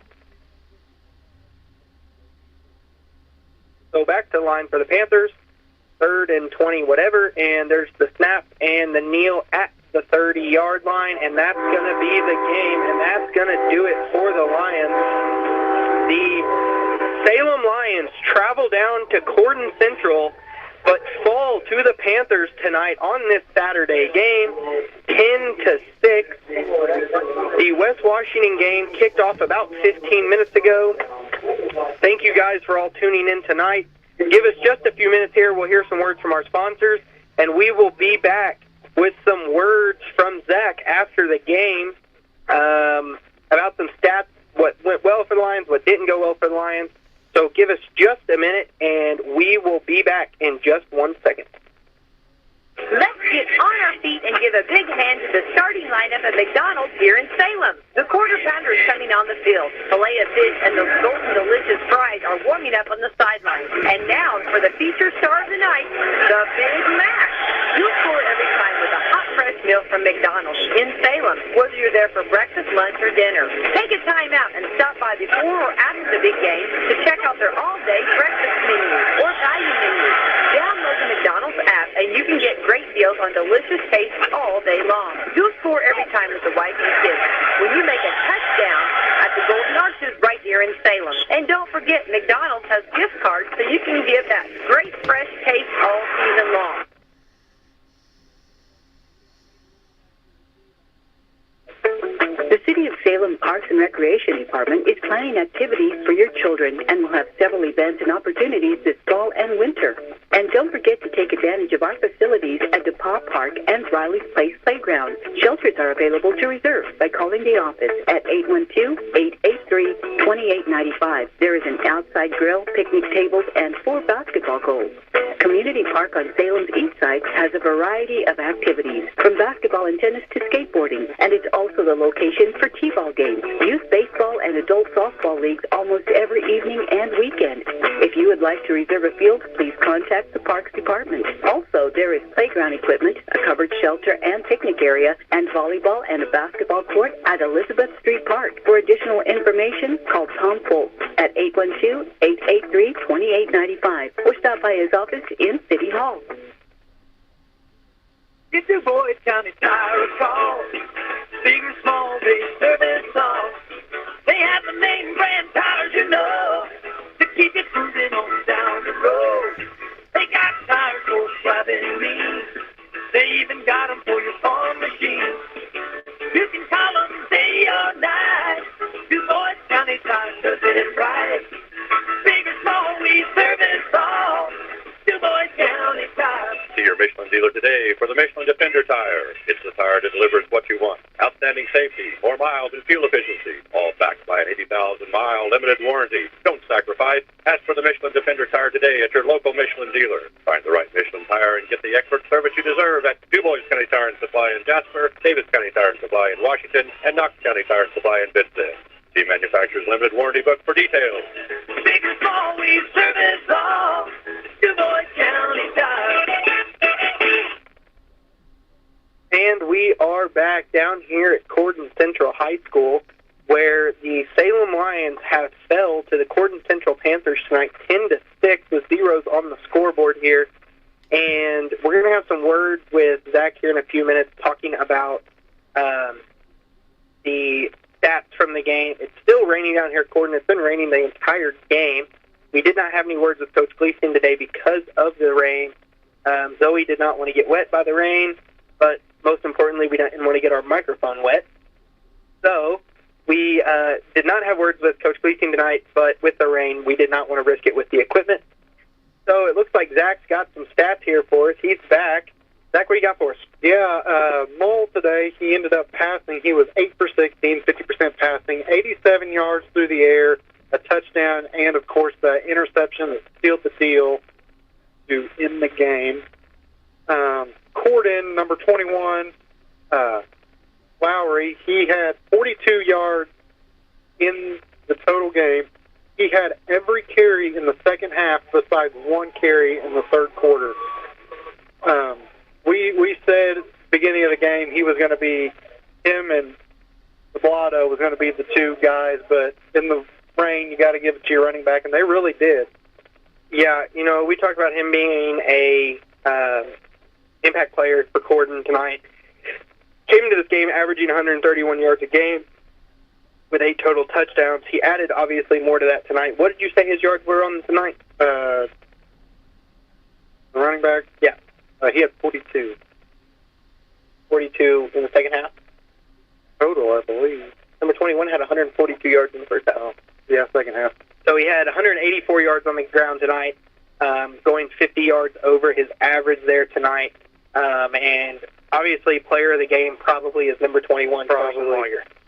The only touchdown tonight coming from Seth Ponsford. It was through the air from Mole. It was a 29-yard touchdown catch. It was a beautiful pitch and catch.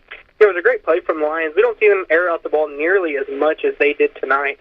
However, 8 for 16, 50% for 87 yards with 1 touchdown and 1 interception. For Adam Mole, we also had an interception from Harris earlier in the game. But we obviously saw the Lions do some good new things tonight. Ground-wise for the Lions, what did we have? As we come in here for the second half, we really didn't have much on the ground when it comes down to it. We had number 8, Braxton Dean. He had 11 yards on the ground in the second half, and couple that with his 22. He only had 33 yards this game, which, being out there receiver and getting put in the backfield, it's a big change, Yeah, obviously it's a new thing from going to catch the ball to running the ball. But, yeah, so the Lions, do you have any more stats for us there, Larry?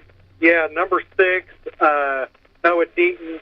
He had 2 rushing yards in the second half, and 2 in the second half. He had a little over 40 yards rushing for the night. You know, looking at tonight, it was a hard-fought game. There's just really no identity that Salem offense put together today. No, we talked about it early in the game. One of my key points was you have to put points on the board. We had been outscored 234-51 on the year with 9 touchdowns total for the offense. So tonight, after that, the Lions now have been outscored 244-57, and I mean the Lions' record now falls to 1-5 on the year. But when you're getting outscored like that, you're not going to win games. Yeah, it's hard to win. Like we said, Salem, we've been averaging 12 to 14 points a game, and we put up 6 tonight, so that doesn't help the average. Yeah. The head coach for Corydon, Luke Keller, now goes to 2-15 in his second season and gets his second career win. Goes on a 2-game winning streak there after beating the Lions tonight 10-6 and Pekin last week 36-7. And Coach Gleasing now falls to 4-13 at Salem, 124 and 122 all time there. So the Lions now add the 5th loss for the season for them down here at Corydon Central. Zach, do you have any final words? Yeah, I got a few score updates I got together via Score Stream. Jeffersonville beating Silver Creek 26-8 in the fourth quarter. You know, that's a tough team in the MSC. And like we said earlier, Pekin fell to North Harrison 22-8. They played in the earlier time slot today. West Washington, they have their game started, 25 minutes ago? Started at 7, yep. Yeah, 25 minutes ago. Paoli beat Eastern Green 38-12. And then in the MSC, again, we already talked about this, but Brownstown beat Seymour 27-0 yesterday. Do you have a score update? Oh, North Harrison beat Pekin earlier today. So now in the MSC, ending the Silver Creek game, Brownstown has moved to 6-0. They're going to be in the lead of the MSC. Scottsburg is going to be in second at 4-2. Silver Creek, we don't have a score for or game score right now, but North Harrison is going to be 4-2. Yeah, Silver Creek was down. They're currently losing, so they look to move to 3-3. North Harrison moves to 4-2. Corydon makes a step up at 2-4. Salem, Charlestown, and Pekin all fall to 1-5 here. And the Lions next week is on the road at Pekin. Yep, it's the third and final of the 3-game road stretch. County opponent. Both have the same records. You know, it's going to be a hard-fought game. I believe Salem fell to Pekin last year. Yes. And the Pekin looks to move to 2-5 next week. Salem also looks to move to 2-5 next week. That is the first of 2 county matchups for the Lions, part of the county trophy here. So the Lions will be on the road at Eastern next week. If you don't attend the game at Eastern, check in with us here at 97.9 WSLM, and we will have that game for you. Me and Zach starting call around 4:40. Next week's going to be at 7 o'clock, so we're going to have that starting about 6:40. But for tonight, Zach, I think that's all we've got here tonight. The Corydon Central Panthers beat the Salem Lions tonight 10-6 down here at Corydon Central, and that makes your Lions record fall to 1-5. Zach, do you have anything else to say before we go here? It's been the story of the whole season. No energy, turning the ball over, and penalties have been killing us. You know, we saw the game ended with a minute left on that interception mull through to Corydon, and we need to regroup and try again next week as the county title's on the line. Yeah, so as always, thank you guys for tuning in. Have a safe weekend. Have a great next week, and God bless you all.